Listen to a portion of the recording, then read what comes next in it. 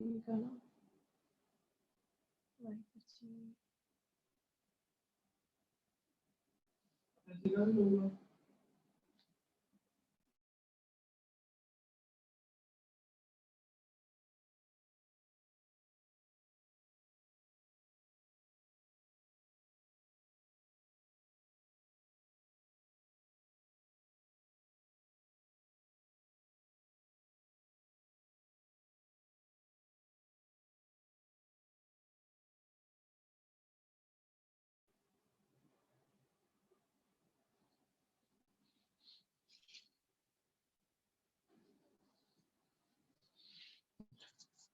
ਵਾਹਿਗੁਰੂ ਜੀ ਕਾ ਖਾਲਸਾ, ਵਾਹਿਗੁਰੂ ਜੀ ਕੀ ਫਤਿਹ। ਅੱਜ 127ਵੇਂ ਦਿਨ ਦੀ ਇਕੱਤਰਤਾ ਦੇ ਵਿੱਚ ਸਭ ਦਾ ਸਵਾਗਤ ਹੈ ਜੀ। ਤੇ ਸਾਰਿਆਂ ਨੂੰ ਉਸ ਵਾਹਿਗੁਰੂ ਦੇ ਨਾਲ ਜੁੜਨ ਦੇ ਲਈ ਜੋ ਬੱਚੇ ਜਾਪ ਦੀ ਸੇਵਾ ਲੈਂਦੇ ਆ, ਉਹਨਾਂ ਨੂੰ ਵੀ ਬਹੁਤ-ਬਹੁਤ ਵਧਾਈਆਂ ਜੀ, ਕਿਉਂਕਿ ਸਾਰਿਆਂ ਨੂੰ ਗੁਰੂ ਨਾਲ ਜੋੜਨਾ, ਆਪ ਜੁੜਨਾ ਬਹੁਤ ਵੱਡੀ ਸੇਵਾ ਹੈ ਜੀ। ਸਾਰੇ ਬੱਚਿਆਂ ਨੂੰ ਬੇਨਤੀ ਹੈ, ਜਾਪ ਦੀ ਸੇਵਾ, ਕੀਰਤਨ ਦੀ ਸੇਵਾ ਲਿਆ ਕਰੋ ਜੀ। ਅੱਜ ਦੀ ਜਾਪ ਦੀ ਸੇਵਾ ਲੈ ਰਹੇ ਨੇ Jashandeep Kaur ji, PPP number 13284 zone Mansa ਤੋਂ ਜੀ। ਜਸ਼ਨਦੀਪ ਕੌਰ ਜੀ, ਜੀ ਜੁੜੇ ਤੇ हैंड रेज करो जी, अपना वीडियो ऑन करो। वाहिगुरु जी का खालसा, वाहिगुरु वाहिगुरु जी का खालसा, वाहिगुरु जी की फतेह जी। हाँ जी, आ रही है जी। इको ओंकार सतनाम करता पुरख निर्भौ निर्वैर अकाल मूरत अजूनी सैभं गुर प्रसाद एक ओंकार सतनाम करता पुरख निर्भौ निर्वैर अकाल मूरत अजूनी सैभं गुर प्रसाद एक ओंकार सतनाम करता पुरख निर्भौ निर्वैर अकाल मूरत अजूनी सैभं गुर प्रसाद एक ओंकार सतनाम करता पुरख निर्भौ निर्वैर अकाल मूरत अजूनी सैभं गुर प्रसाद एक ओंकार सतनाम करता पुरख निर्भौ निर्वैर अकाल मूरत अजूनी सैभं गुर प्रसाद। वाहिगुरु वाहिगुरु वाहिगुरु वाहिगुरु वाहिगुरु। वाहिगुरु जी का खालसा, वाहिगुरु जी की फतेह। वाहिगुरु जी का खालसा, वाहिगुरु जी की फतेह जी। बहुत बहुत धन्यवाद जशनदीप कौर जी। हुण कीर्तन का आनंद माणीए जी। सारिਆਂ ਨੂੰ ਬੇਨਤੀ ਹੈ, ਆਪਣੇ ਘਰ ਦੇ ਵਿੱਚ ਬੈਠੇ ਆਪਾਂ ਜ਼ਰੂਰ ਉਸ ਵਾਹਿਗੁਰੂ ਦੇ ਨਾਲ ਜੁੜਿਆ ਕਰੀਏ, ਤਾਂ ਕਿ ਸਾਡਾ ਜਿਹੜਾ ਬਿਰਤੀਆਂ ਖਿੰਡੀਆਂ ਹੋਈਆਂ ਨੇ ਉਹ ਸੁਣਨ ਦੇ ਲਈ ਤਿਆਰ ਹੋ ਜਾਣ। ਸੋ ਕੀਰਤਨ ਦੀ ਸੇਵਾ ਲੈ ਰਹੇ ਨੇ ਜੀ Palwinder Kaur ji, Jaskaran Singh ji, 10 EPP number 10996 10995 zone Ludhiana ਤੋਂ ਜੀ।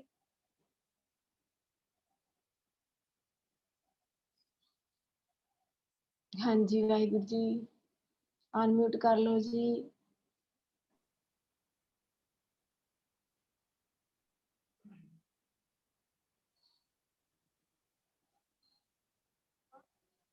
वाहिगुरु जी, आवाज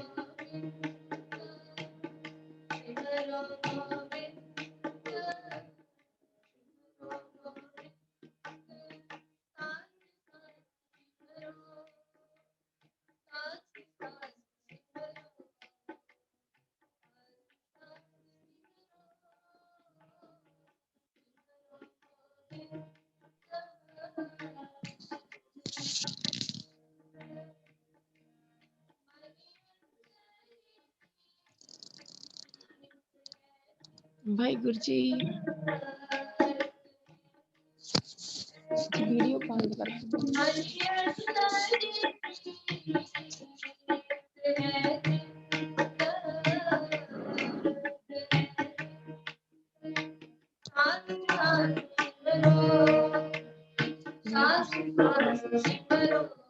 ਜੀ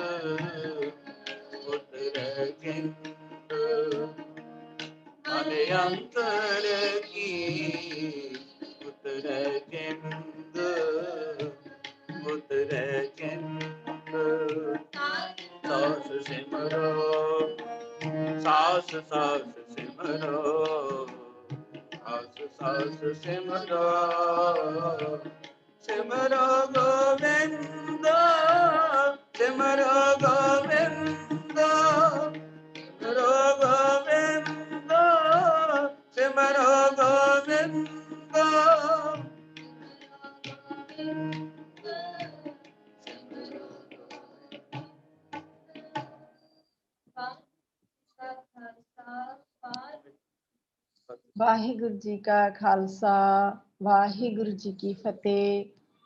ਇਹ ਸਨ ਪਲਵਿੰਦਰ ਕੌਰ ਜੀ, ਜਸਕਰਨ ਸਿੰਘ ਜੀ ਤੇ ਵੀਰ ਜੀ ਸਰਬਜੀਤ ਸਿੰਘ ਜੀ, ਜਿਨ੍ਹਾਂ ਨੇ ਸਾਨੂੰ ਉਸ ਵਾਹਿਗੁਰੂ ਦੇ ਨਾਲ ਜੋੜਨਾ ਕੀਤਾ। ਸਾਹ ਸਾਹ ਸਿਮਰੋ ਗੋਬਿੰਦ, ਮਨ ਅੰਤਰ ਕੀ ਉਤਰੇ ਚਿੰਦ। ਸੋ ਸਤਿਗੁਰ ਜੀ ਸਾਡਿਆਂ ਤੇ ਸਾਰਿਆਂ ਤੇ ਬਖਸ਼ਿਸ਼ ਕਰਨ ਜੀ, ਅਸੀਂ ਉਸ ਵਾਹਿਗੁਰੂ ਦੇ ਨਾਲ ਜੁੜਨਾ ਕਰੀਏ। ਸੋ ਅੱਜ ਸਾਡੇ ਨਾਲ ਨੋਇਡਾ ਤੋਂ ਜੁੜ ਚੁੱਕੇ ਹਨ ਸਰਦਾਰ ਸਤਿੰਦਰ ਸਿੰਘ ਜੀ। ਉਹਨਾਂ ਨੂੰ ਬੇਨਤੀ ਹੈ ਕਿ ਉਹ ਆਪਣਾ ਵਿਸ਼ਾ ਲੈਣਗੇ ਜੀ, ਟਾਈਮ ਮੈਨੇਜਮੈਂਟ ਫॉर ਸਟੂਡੈਂਟਸ। ਵੀਰ ਜੀ ਨੂੰ ਬੇਨਤੀ ਹੈ ਕਿ ਆਪਣੇ ਵਿਚਾਰ ਬੱਚਿਆਂ ਦੇ ਨਾਲ ਰੱਖਣਗੇ ਜੀ। ਐਜੂਕੇਟ ਪੰਜਾਬ ਪ੍ਰੋਜੈਕਟ ਦੀ ਪੂਰੀ ਟੀਮ ਵੱਲੋਂ ਉਹਨਾਂ ਦਾ ਸਵਾਗਤ ਹੈ ਜੀ। ਜੀ ਆਇਆਂ। ਵਾਹਿਗੁਰੂ ਜੀ ਕਾ ਖਾਲਸਾ, ਵਾਹਿਗੁਰੂ ਜੀ ਕੀ ਫਤਿਹ। ਖਾਲਸਾ, ਵਾਹਿਗੁਰੂ ਜੀ ਕੀ ਫਤਿਹ ਜੀ। ਆਵਾਜ਼ ਕਲੀਅਰ ਹੈ ਮੇਰੀ? ਹਾਂਜੀ ਹਾਂਜੀ ਹਾਂਜੀ। ਸਟਾਰਟ ਕਰੀਏ? ਹਾਂਜੀ ਹਾਂਜੀ। ਮੈਂ ਸਭ ਤੋਂ ਪਹਿਲਾਂ ਤੇ ਧੰਨਵਾਦੀ ਹਾਂ ਕਿ ਪੰਜਾਬ ਐਜੂਕੇਟ ਦੇ ਵੀਰਾਂ ਨੇ ਰੀਚ ਆਊਟ ਕੀਤਾ ਤੇ ਉਹਨਾਂ ਦੇ ਸੱਦੇ ਤੇ ਮੈਨੂੰ ਇਸ ਟੌਪਿਕ ਨੂੰ ਸਾਂਝ ਕਰਨ ਲਈ ਬੁਲਾਇਆ ਗਿਆ। ਤੇ ਮੈਂ ਕਾਫੀ ਦਿਨਾਂ ਤੋਂ ਤੁਹਾਡੇ ਵੀਡੀਓਜ਼ ਨੂੰ ਜੋ ਹੈ ਲਾਈਵ ਦੇਖਦਾ ਸੀ ਕਿ ਕਿਸ ਤਰ੍ਹਾਂ ਬੱਚੇ ਗੁਰਬਾਣੀ ਦੇ ਨਾਲ ਜੋੜੇ ਜਾ ਰਹੇ ਨੇ, ਗੁਰੂ ਸਾਹਿਬ ਦੇ ਵਿਚਾਰਾਂ ਦੇ ਨਾਲ ਇਸ ਤਰੀਕੇ ਨਾਲ ਜੋੜੇ ਜਾ ਰਹੇ ਨੇ, ਛੋਟੇ ਛੋਟੇ ਬੱਚੇ ਕੀਰਤਨ ਕਰ ਰਹੇ ਨੇ, ਤੇ ਬਹੁਤ ਹੀ ਅੱਛਾ ਮੈਨੂੰ ਇਹ ਉਪਰਾਲਾ ਲੱਗਿਆ। ਔਰ ਜਿਸ ਤਰੀਕੇ ਦੇ ਨਾਲ ਖਾਲੀ ਇਹ ਹੀ ਨਹੀਂ ਕਿ ਵੱਡੇ ਵੱਡੇ ਸ਼ਹਿਰਾਂ ਦੇ ਵਿੱਚੋਂ ਆ ਰਹੇ ਨੇ ਬੱਚੇ, ਲੇਕਿਨ ਛੋਟੇ ਤੋਂ ਛੋਟੇ ਪਿੰਡਾਂ ਦੇ ਵਿੱਚੋਂ ਇਸ ਤਰੀਕੇ ਦੇ ਨਾਲ ਡਿਜੀਟਲ ਟੈਕਨੋਲੋਜੀ ਦਾ ਇਸਤੇਮਾਲ ਕਰਕੇ ਅਸੀਂ ਬੱਚਿਆਂ ਨੂੰ ਇੱਕ ਚੰਗੀ ਰਾਹ ਦੇ ਨਾਲ ਜੋੜਦੇ ਪਏ ਹਾਂ। ਤੇ ਮੈਂ ਤੇ ਸਭ ਤੋਂ ਪਹਿਲਾਂ ਧੰਨਵਾਦੀ ਹਾਂ ਪੂਰੇ ਇਸ ਟੀਮ ਦਾ, ਜਿਹੜਾ ਇੰਨਾ ਅੱਛਾ ਉਪਰਾਲਾ, ਸ਼ਲਾਘਾਯੋਗ ਉਪਰਾਲਾ ਕਰ ਰਹੇ ਨੇ ਪੰਜਾਬ ਦੇ ਲਈ। ਤੇ ਜਿਹੜਾ ਮੇਰਾ ਅੱਜ ਦਾ ਟੌਪਿਕ ਮੈਂ ਲਿਆ ਵੇ, ਉਹ ਲਿਆ ਟਾਈਮ ਮੈਨੇਜਮੈਂਟ ਫॉर ਸਟੂਡੈਂਟਸ। ਉਹ ਟੌਪਿਕ ਨੂੰ ਦੱਸਣ ਤੋਂ ਪਹਿਲਾਂ ਮੈਂ ਬਿਲਕੁਲ ਸੰਖੇਪ ਚ ਆਪਣੇ ਬਾਰੇ ਦੱਸ ਦੇਣਾ ਚਾਹਨਾ। ਮੇਰਾ ਨਾਮ ਸਤਿੰਦਰ ਸਿੰਘ ਹੈ। ਮੈਂ ਕਰੀਬ 13 ਸਾਲ ਤੋਂ ਕਾਰਪੋਰੇਟ ਵੱਖੋ ਵੱਖਰੀਆਂ IT ਕੰਪਨੀਆਂ 'ਚ ਕੰਮ ਕਰ ਚੁੱਕਾ ਹਾਂ, ਜਿਸ ਤਰ੍ਹਾਂ ਵਿਪਰੋ, HCL, ਹਨੀਵੈਲ। ਇਸ ਤੋਂ ਇਲਾਵਾ ਮੇਰੀ ਕੁਆਲੀਫਿਕੇਸ਼ਨ ਦੇ ਤੌਰ ਤੇ ਮੈਂ ਗ੍ਰੈਜੂਏਟ ਹੈਗਾ ਵਾਂ ਦਿੱਲੀ ਯੂਨੀਵਰਸਿਟੀ ਤੋਂ, और मैं डबल MBA हाँ मार्केटिंग और फाइनेंस के अंदर ICFAI यूनिवर्सिटी और Indian institute of foreign trade new Delhi तो। इस तो इलावा जिहड़ा सब तो जरूरी मैनूं लगदा है कि जिंदगी का पक्ष ये रहा कि गुरु साहब ने काफ़ी समय तो गुरबाणी विचार, गुरबाणी दे इनू किस तरीके नाल सांझ की जाए, इन्हां विचारां दे नाल काफ़ी टाइम तो जोड़ के रखिया। ते हमेशा एक मन च ये तांग रहिंदी सी कि किस तरीके दे नाल ਇਹੋ ਜਿਹੇ ਉਪਰਾਲੇ ਹੋਰ ਕਰੀਏ ਆਪਣੇ ਇੰਡੀਵਿਜੂਅਲ ਲੈਵਲ ਤੇ, ਕਿਉਂਕਿ ਵੱਡੀਆਂ ਸੰਸਥਾਵਾਂ, ਵੱਡੀਆਂ ਆਰਗੇਨਾਈਜੇਸ਼ਨਸ ਤੇ ਬਹੁਤ ਕੁਝ ਕਰ ਸਕਦੀਆਂ ਹਨ, ਪਰ ਗੁਰੂ ਸਾਹਿਬ ਨੇ ਤੇ ਸਾਨੂੰ ਘਰ ਘਰ ਅੰਦਰ ਧਰਮਸਾਲ ਦਾ ਸੁਨੇਹਾ ਦਿੱਤਾ ਹੈ। ਤੇ ਇੱਕ ਇੰਡੀਵਿਜੂਅਲ ਲੈਵਲ ਤੇ ਨੌਕਰੀ ਕਰਦੇ ਆ, ਆਪਣੀ ਜੌਬ ਕਰਦੇ ਆ, ਆਪਣੇ ਪਰਿਵਾਰ ਦੇ ਵਿੱਚ ਰਹਿੰਦੇ ਆ, ਤੁਸੀਂ ਜੋ ਵੀ ਸਮਾਂ ਆਪਣਾ ਦਸਵੰਧ ਸਮਝ ਲਓ ਜਾਂ ਕਿਸੇ ਵੀ ਤਰੀਕੇ ਨਾਲ ਕ੍ਰੀਏਟਿਵ ਤਰੀਕਾ ਅਪਣਾਇਆ ਜਾਏ ਤਾਂ ਕਿ ਅਸੀਂ ਬੱਚਿਆਂ ਤੱਕ, ਯੰਗਸਟਰਸ ਤੱਕ, ਆਪਣੇ ਪੰਜੀਰੀ ਤੱਕ ਪਹੁੰਚੀਏ। ਤੇ ਉਸੇ ਨੂੰ ਜੋ ਹੈ ਮੱਦੇਨਜ਼ਰ ਰੱਖਦੇ ਆ ਇੱਕ ਛੋਟਾ ਜਿਹਾ ਉਪਰਾਲਾ ਮੈਂ ਸ਼ੁਰੂ ਕੀਤਾ। YouTube ਤੇ ਇੱਕ ਚੈਨਲ ਹੈ ਸਿੰਘ ਵਿਜ਼ਡਮ, ਉਹਦੇ ਤੇ ਮੈਂ ਬੱਚਿਆਂ ਦੇ ਲਈ ਇਹ ਪੰਜਾਬੀ ਐਜੂਕੇਸ਼ਨਲ ਟੌਪਿਕਸ ਬਣਾਉਂਦਾ ਵਾਂ। ਤੇ ਉਹਨਾਂ ਦੇ ਵਿੱਚੋਂ ਹੀ ਇੱਕ ਟੌਪਿਕ ਮੈਂ ਟਾਈਮ ਮੈਨੇਜਮੈਂਟ ਦਾ ਅੱਜ ਸਾਂਝ ਕਰਾਂਗਾ ਬੱਚਿਆਂ ਦੇ ਨਾਲ। ਮੈਂ ਆਪਣੀ ਸਕਰੀਨ ਸ਼ੇਅਰ ਕਰਦਾ ਵਾਂ, ਤੁਸੀਂ ਮੈਨੂੰ ਐਨੇਬਲ ਕਰੋਗੇ ਕਿ ਮੈਂ ਸਕਰੀਨ ਸ਼ੇਅਰ ਕਰ ਸਕਾਂ?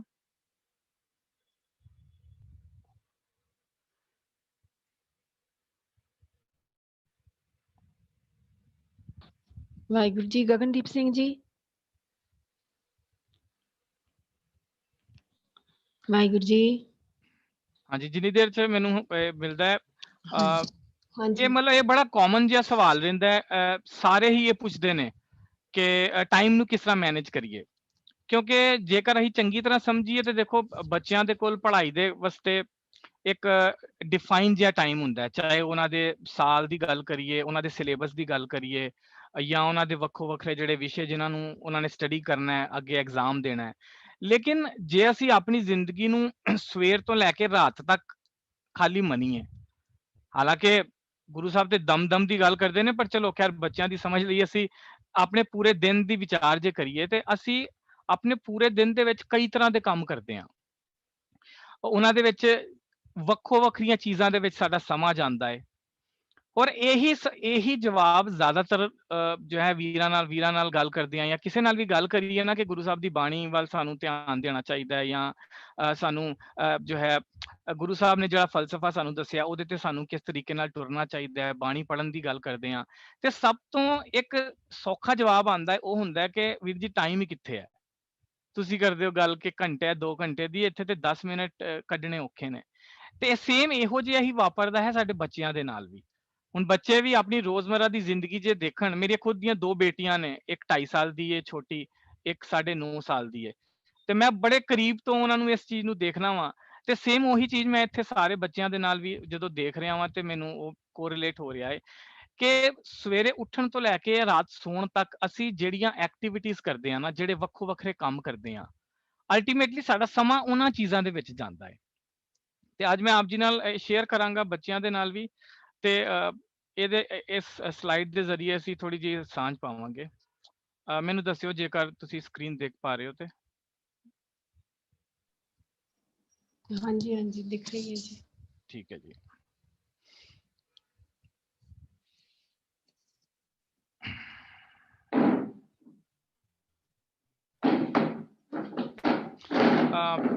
ਤੇ ਅੱਜ ਦਾ ਜਿਹੜਾ ਅਸੀਂ ਵਿਸ਼ਾ ਲਿਆ ਹੈ ਟਾਈਮ ਮੈਨੇਜਮੈਂਟ ਫॉर ਸਟੂਡੈਂਟਸ, ਇਹਦੇ ਵਿੱਚ ਮੈਂ 2 ਚੀਜ਼ਾਂ ਨੂੰ ਇੱਥੇ ਥੋੜਾ ਜਿਹਾ ਸੰਖੇਪ ਚ ਬੱਚਿਆਂ ਦੇ ਨਾਲ ਵੀ ਵਿਚਾਰ ਕਰਨਾ ਚਾਹਾਂਗਾ ਕਿ ਅਸੀਂ ਨਾ ਜਦੋਂ ਆਪਣੇ ਸਵੇਰੇ ਜਦੋਂ ਆਪਣੀ ਦਿਨਚਰਿਆ ਸ਼ੁਰੂ ਕਰਦੇ ਆ ਜਾਂ ਆਪਣੇ ਜੋ ਸਾਡਾ ਸਮਾਂ ਗੁਜ਼ਰਦਾ ਹੈ, ਤੇ ਅਸੀਂ ਨਾ ਸਾਡੇ ਅਕਸਰ ਜਿਹੜੇ ਸਵਾਲ ਹੁੰਦੇ ਨੇ ਉਹ ਹੁੰਦੇ ਨੇ ਕਿ ਬਈ ਦੁਨੀਆ ਭਰ ਦੀਆਂ ਚਿੰਤਾਵਾਂ ਨੇ, ਅੱਜ ਕੱਲ ਬੱਚਿਆਂ ਨੂੰ ਵੀ ਬੜੀਆਂ ਚਿੰਤਾਵਾਂ ਨੇ। ਤੇ ਆਪਣੇ ਮੈਂ ਸਲਾਈਡ ਦੇ ਅੰਦਰ ਦੋ ਪੱਖ ਇਹਦੇ ਚ ਸਮਝਾਏ ਨੇ। ਪਹਿਲੀ ਚੀਜ਼ ਕਿ ਕਿਹੜੀਆਂ ਚੀਜ਼ਾਂ ਨੇ ਜਿਨ੍ਹਾਂ ਤੇ ਸਾਡਾ ਕੰਟਰੋਲ ਹੈਗਾ ਹੈ, ਤੇ ਕਿਹੜੀਆਂ ਐਸੀਆਂ ਚੀਜ਼ਾਂ ਨੇ ਜਿਨ੍ਹਾਂ ਤੇ ਸਾਡਾ ਕੋਈ ਕੰਟਰੋਲ ਹੀ ਨਹੀਂ ਹੈਗਾ। ਹੁਣ ਤੁਸੀਂ ਅਗਰ ਇਹਦੇ ਚ ਦੇਖੋਗੇ ਤੇ ਇਹ ਇੱਕ ਰੈੱਡ ਸਰਕਲ ਦਿਖਾਇਆ ਤੇ ਮੈਂ ਇੱਕ ਗ੍ਰੀਨ ਸਰਕਲ ਦਿਖਾਇਆ ਹੈ। ਵੈਸੇ ਇਹ ਜੋ ਹੈ ਇੱਕ ਇੰਟਰਨੈਸ਼ਨਲ ਸਟੱਡੀ ਹੈਗੀ ਹੈ ਜਿਹਦੇ ਵਿੱਚੋਂ ਮੈਂ ਇਸ ਟੌਪਿਕ ਨੂੰ ਖਿੱਚਿਆ ਹੈ, ਤੇ ਲੇਕਿਨ ਮੈਂ ਸੌਖਾ ਕਰਨ ਵਾਸਤੇ ਨਾਟ ਟੂ ਡੂ ਹੋਰ ਟੂ ਡੂ ਦੇ ਵਿੱਚ ਇਹਨੂੰ ਕਨਵਰਟ ਕੀਤਾ ਦਾ ਇੱਥੇ। ਹੁਣ ਆਊਟ ਆਫ ਕੰਟਰੋਲ ਸਾਡੇ ਨਾਲ ਬਹੁਤ ਸਾਰੀਆਂ ਚੀਜ਼ਾਂ ਨੇ, ਹੋਰ ਇਹ ਖਾਲੀ ਟੌਪਿਕ ਬੱਚਿਆਂ ਵਾਸਤੇ ਹੀ ਨਹੀਂ ਹੈ, ਸਾਡੇ ਵੱਡਿਆਂ ਵਾਸਤੇ ਵੀ, ਬਜ਼ੁਰਗਾਂ ਵਾਸਤੇ ਵੀ ਇਹ ਕੁਝ ਇਹੋ ਜਿਹਾ ਹੀ ਸਾਡੇ ਨਾਲ ਵਾਪਰਦਾ ਹੈ। ਸਾਡੀ ਲਾਈਫ 'ਚ ਕਈ ਐਸੀਆਂ ਚੀਜ਼ਾਂ ਨੇ ਜਿਨ੍ਹਾਂ 'ਤੇ ਸਾਡਾ ਕੋਈ ਕੰਟਰੋਲ ਨਹੀਂ ਹੈਗਾ, ਲੇਕਿਨ ਅਸੀਂ ਚਿੰਤਾਤੁਰ ਬੜੇ ਰਹਿੰਦੇ ਹਾਂ, ਸਾਰਾ ਦਿਨ ਚਿੰਤਾ ਕਰਦੇ ਹਾਂ। ਕੋਈ ਨੈਚੁਰਲ ਡਿਜ਼ਾਸਟਰ ਦੇ ਬਾਰੇ ਸਾਨੂੰ ਚਿੰਤਾ ਰਹਿੰਦੀ ਹੈ, ਕੋਈ ਭੂਕੰਪ ਨਾ ਆ ਜਾਵੇ, ਕੋਈ ਤੂਫਾਨ ਨਾ ਆ ਜਾਵੇ। ਕੋਵਿਡ-19 ਦਾ ਹੁਣ ਤੁਸੀਂ ਦੇਖੋ ਜਿਹੜਾ ਸਮਾਂ ਚੱਲ ਰਿਹਾ ਹੈ, ਸਾਰੀ ਦੁਨੀਆ ਇਸ ਦੇ ਸ਼ਿਕੰਜੇ ਦੇ ਵਿੱਚ ਆਈ ਦੀ ਹੈ। ਕੋਈ ਐਸੀ ਕੰਪਨੀ ਨਹੀਂ, ਕੋਈ ਐਸਾ ਮੁਲਕ ਨਹੀਂ, ਕੋਈ ਐਸੀ ਪੜ੍ਹਾਈ ਦਾ ਖੇਤਰ ਨਹੀਂ ਜਿਹੜਾ ਇਹਦੇ ਤੋਂ ਬਚਿਆ ਹੋਵੇ। ਹੁਣ ਇਹ ਵੀ ਸਾਡੀ ਚਿੰਤਾ ਦਾ ਲੇਕਿਨ ਕਿਤੇ ਨਾ ਕਿਤੇ ਹਿੱਸਾ ਹੈਗਾ ਹੈ। ਸਾਰੇ ਹੀ ਵੱਡੇ ਤੋਂ ਵੱਡੇ ਕੰਪਨੀਆਂ ਹਰ ਤਰ੍ਹਾਂ ਦੇ ਲੋਕ ਇਹਦੀ ਵਿਚਾਰ ਕਰਦੇ ਨੇ। ਅੱਛਾ, ਇਕਨੋਮੀਜ਼ ਦੀਆਂ ਚਿੰਤਾ ਹੁੰਦੀਆਂ ਨੇ ਕਿ ਜੇ ਦੇਸ਼ ਡੁੱਬ ਗਿਆ, ਜੇ ਇਕਨੋਮੀ ਡੁੱਬ ਗਈ, ਜੇ ਸ਼ੇਅਰ ਮਾਰਕੀਟ ਡੁੱਬ ਗਈ। ਖਬਰਾਂ ਸਾਡੀਆਂ ਦੇਖ ਲਵੋ ਤੁਸੀਂ ਦਿਨ ਦੇ ਅੰਦਰ ਇਤਨੀਆਂ ਖਬਰਾਂ ਦੇ ਚੈਨਲ ਨੇ, ਅੱਜ ਦੀ ਡੇਟ ਦੇ ਅੰਦਰ ਇਤਨੇ ਚੈਨਲ ਨੇ ਕਿ ਤੁਸੀਂ ਸਾਰਾ ਦਿਨ ਵੀ ਜੇਕਰ ਬੈਠੇ ਰਹੋ, ਸਾਰਾ ਦਿਨ ਇੱਕ ਬੰਦਾ ਨਹੀਂ, ਸਾਰਾ ਦਿਨ 1 ਲੱਖ ਬੰਦਾ ਵੀ ਜੇ ਬੈਠ ਕੇ 24 ਘੰਟੇ ਚੈਨਲ ਦੇਖਦਾ ਰਹੇ ਤੇ ਖਬਰਾਂ ਨਹੀਂ ਮੁੱਕਣੀਆਂ।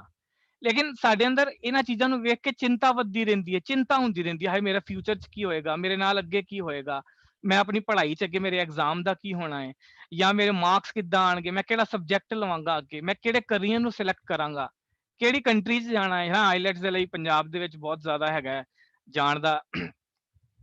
ਇਸੇ ਤਰ੍ਹਾਂ ਪੋਲਿਟਿਕਸ ਨੂੰ ਵੀ ਵੇਖ ਕੇ ਅਸੀਂ ਚਿੰਤਾਤੁਰ ਰਹਿੰਦੇ ਹਾਂ ਬਹੁਤ ਜ਼ਿਆਦਾ। ਵਾਰ, ਟੈਰਰਿਜ਼ਮ, ਇਹ ਟੈਰਰ ਦੀਆਂ ਗੱਲਾਂ ਅਸੀਂ ਅਕਸਰ ਦੇਖਦੇ ਰਹਿੰਦੇ ਹਾਂ। ਮੈਨੂੰ ਯਾਦ ਹੈ ਮੈਨੂੰ ਅਮਰੀਕਾ ਜਾਣ ਦਾ ਮੌਕਾ ਮਿਲਿਆ ਤੇ ਮੈਂ ਇੱਕ ਵਾਰ ਲਾਸ ਐਂਜਲਸ ਬੱਸ ਪਕੜ ਕੇ ਕਿਸੇ ਸਟੇਸ਼ਨ ਤੇ ਪਹੁੰਚਿਆ ਤੇ ਸਾਹਮਣੇ ਉਹਦੀ ਇੱਕ ਵੀਰ ਆਇਆ, ਉਹ ਬਲੈਕ ਹੈਗਾ ਸੀ ਉੱਥੋਂ ਦਾ, ਕਹਿੰਦਾ ਆਈ ਨੋ ਯੂ ਆਰ ਸਿੱਖ। ਮੈਂ ਬੜਾ ਹੈਰਾਨ ਹੋਇਆ, ਮੈਂ ਕਿਹਾ ਇਹ ਲਾਸ ਐਂਜਲਸ 'ਚ ਦੱਸੋ ਇਸ ਬੰਦੇ ਨੂੰ ਮਤਲਬ ਇੰਨਾ ਗਿਆਨ ਹੈਗਾ ਏ, ਕਿਉਂਕਿ ਉੱਥੇ ਇਹ ਚੀਜ਼ਾਂ ਦਾ ਬਹੁਤ ਜ਼ਿਆਦਾ ਹੁਣ ਜੋ ਹੈ ਨਾ ਵਿਚਾਰ ਹੋਣ ਲੱਗ ਗਈ ਹੈ ਕਿ ਬਈ ਕੋਈ ਇਨਸਾਨ ਕਿਸ ਤਰ੍ਹਾਂ ਦਾ ਦਿਖਦਾ ਹੈ, ਉਹਦੇ ਕੀ ਵਿਚਾਰ ਨੇ, ਸਪੈਸ਼ਲੀ 9/11 ਦੇ ਇਨਸੀਡੈਂਟ ਤੋਂ ਬਾਅਦ। ਇਸ ਤੋਂ ਇਲਾਵਾ ਸਾਨੂੰ ਵੈਦਰ ਜੋ ਕਲਾਈਮੇਟ ਕਿੱਦਾਂ ਦਾ ਹੋਏਗਾ, ਅੱਗੇ ਮੌਸਮ ਕਿੱਦਾਂ ਹੋਏਗਾ, ਇਹਨਾਂ ਦੀਆਂ ਚਿੰਤਾਵਾਂ ਨੇ। ਦੂਸਰੇ ਕੀ ਕਹਿਣਗੇ, ਇਹ ਤਾਂ ਇੰਨੀ ਕਾਮਨ ਚਿੰਤਾ ਹੈ, ਸਾਨੂੰ ਸਾਰਿਆਂ ਨੂੰ ਹੀ ਚਿੰਤਾ ਹੁੰਦੀ ਹੈ, ਚਾਹੇ ਅਸੀਂ ਆਪਣੇ ਲਾਈਫ ਸਟਾਈਲ ਨੂੰ ਲੈ ਲਈਏ, ਸਾਡਾ ਜੀਵਨ ਸ਼ੈਲੀ ਅਸੀਂ ਕਿਸ ਤਰ੍ਹਾਂ ਬਿਤਾ ਰਹੇ ਹਾਂ, ਸਾਨੂੰ ਇਹ ਬੜੀ ਚਿੰਤਾ ਰਹਿੰਦੀ ਹੈ ਕਿ ਦੂਜੇ ਕੀ ਕਹਿਣਗੇ। ਅਸੀਂ ਕਿੰਨੇ ਹੀ ਚੰਗੇ ਕੰਮ ਤੇ ਇਸ ਕਰਕੇ ਨਹੀਂ ਕਰਦੇ ਕਿ ਵੀ ਦੂਜੇ ਕੀ ਕਹਿਣਗੇ। ਬਈ ਸਾਰਾ ਦਿਨ ਗੁਰੂ ਸਾਹਿਬ ਦੀ ਬਾਣੀ ਹੀ ਪੜ੍ਹਦੇ ਰਹਿੰਦੇ ਨੇ, ਸਾਰਾ ਦਿਨ ਇਹ ਮਤਲਬ ਚੰਗੇ ਕੰਮਾਂ ਦੀਆਂ ਹੀ ਗੱਲਾਂ ਕਰਦੇ ਰਹਿੰਦੇ ਨੇ, ਦੁਨੀਆ 'ਚ ਹੋਰ ਵੀ ਕੰਮ ਕਰਨੇ ਨੇ।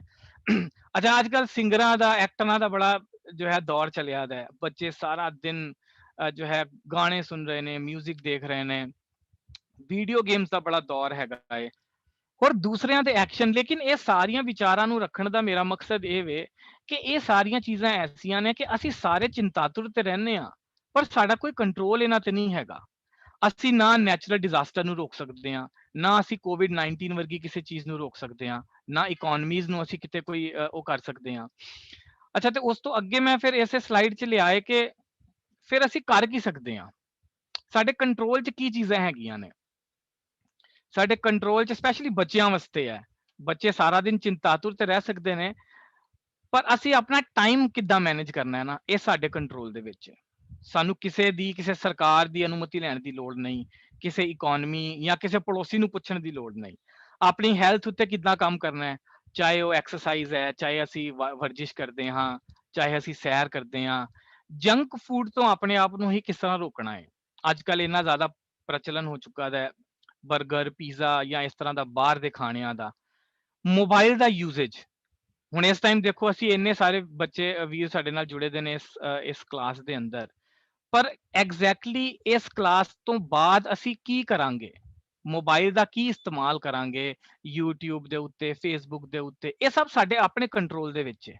ਇਹਦੇ ਵਾਸਤੇ ਸਾਨੂੰ ਕਿਸੇ ਦੀ ਉਹਦੇ ਬਾਅਦ ਸਟੱਡੀ ਪਲਾਨ, ਅਸੀਂ ਆਪਣੇ ਸਿਲੇਬਸ ਨੂੰ ਕਿੱਦਾਂ ਮੁਕਾਉਣਾ ਹੈ। ਅਸੀਂ ਸਪੈਸ਼ਲੀ ਬੱਚਿਆਂ ਨਾਲ ਜਦੋਂ ਗੱਲ ਕਰ ਰਹੇ ਹਾਂ, ਸਾਡੀਆਂ ਰੀਡਿੰਗ ਹੈਬਿਟਸ, ਅਸੀਂ ਕਿਤਾਬਾਂ ਪੜ੍ਹਦੇ ਹਾਂ ਕਿ ਨਹੀਂ ਆ, ਅਸੀਂ ਆਪਣੇ ਵਿਚਾਰਾਂ ਨੂੰ ਹੋਰ ਕਿੰਨਾ ਜੋ ਹੈ ਦੁਨੀਆ ਦੇ ਹਿਸਾਬ ਨਾਲ ਫੈਲਾ ਰਹੇ ਹਾਂ, ਆਪਣੇ ਗਿਆਨ ਨੂੰ ਕਿੱਦਾਂ ਵਧਾ ਰਹੇ ਹਾਂ, ਸਾਡਾ ਬਿਹੇਵੀਅਰ ਕਿੱਦਾਂ ਦਾ ਹੈ ਸਾਡੇ ਮਾਪਿਓ ਦੇ ਨਾਲ, ਸਾਡੇ ਟੀਚਰਸ ਦੇ ਨਾਲ, ਸਾਡੇ ਅੜੋਸੀਆਂ ਪੜੋਸੀਆਂ ਦੇ ਨਾਲ, ਹੋਰ ਦੁਨੀਆਦਾਰੀ ਚ ਅਸੀਂ ਉਦੋਂ ਵਿਚਰਦੇ ਹਾਂ।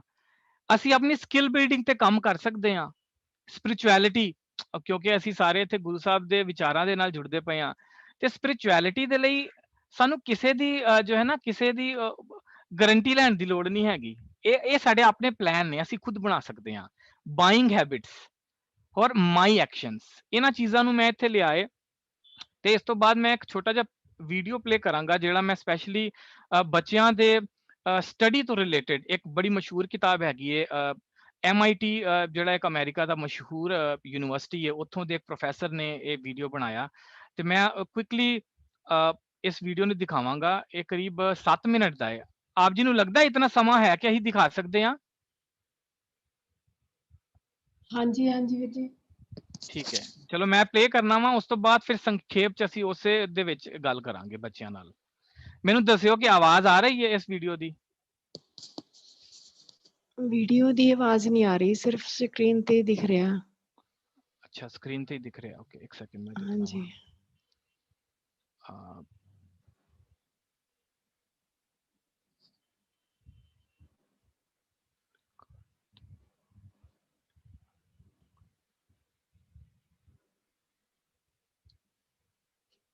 ਇੱਥੇ ਵੀਡੀਓ ਆਡੀਓ ਮੈਂ ਕਿਸ ਤਰ੍ਹਾਂ ਔਨ ਕਰ ਸਕਦਾ ਹਾਂ? ਕਿਸੇ ਨੂੰ ਕੋਈ ਹੈ ਇਹਦਾ?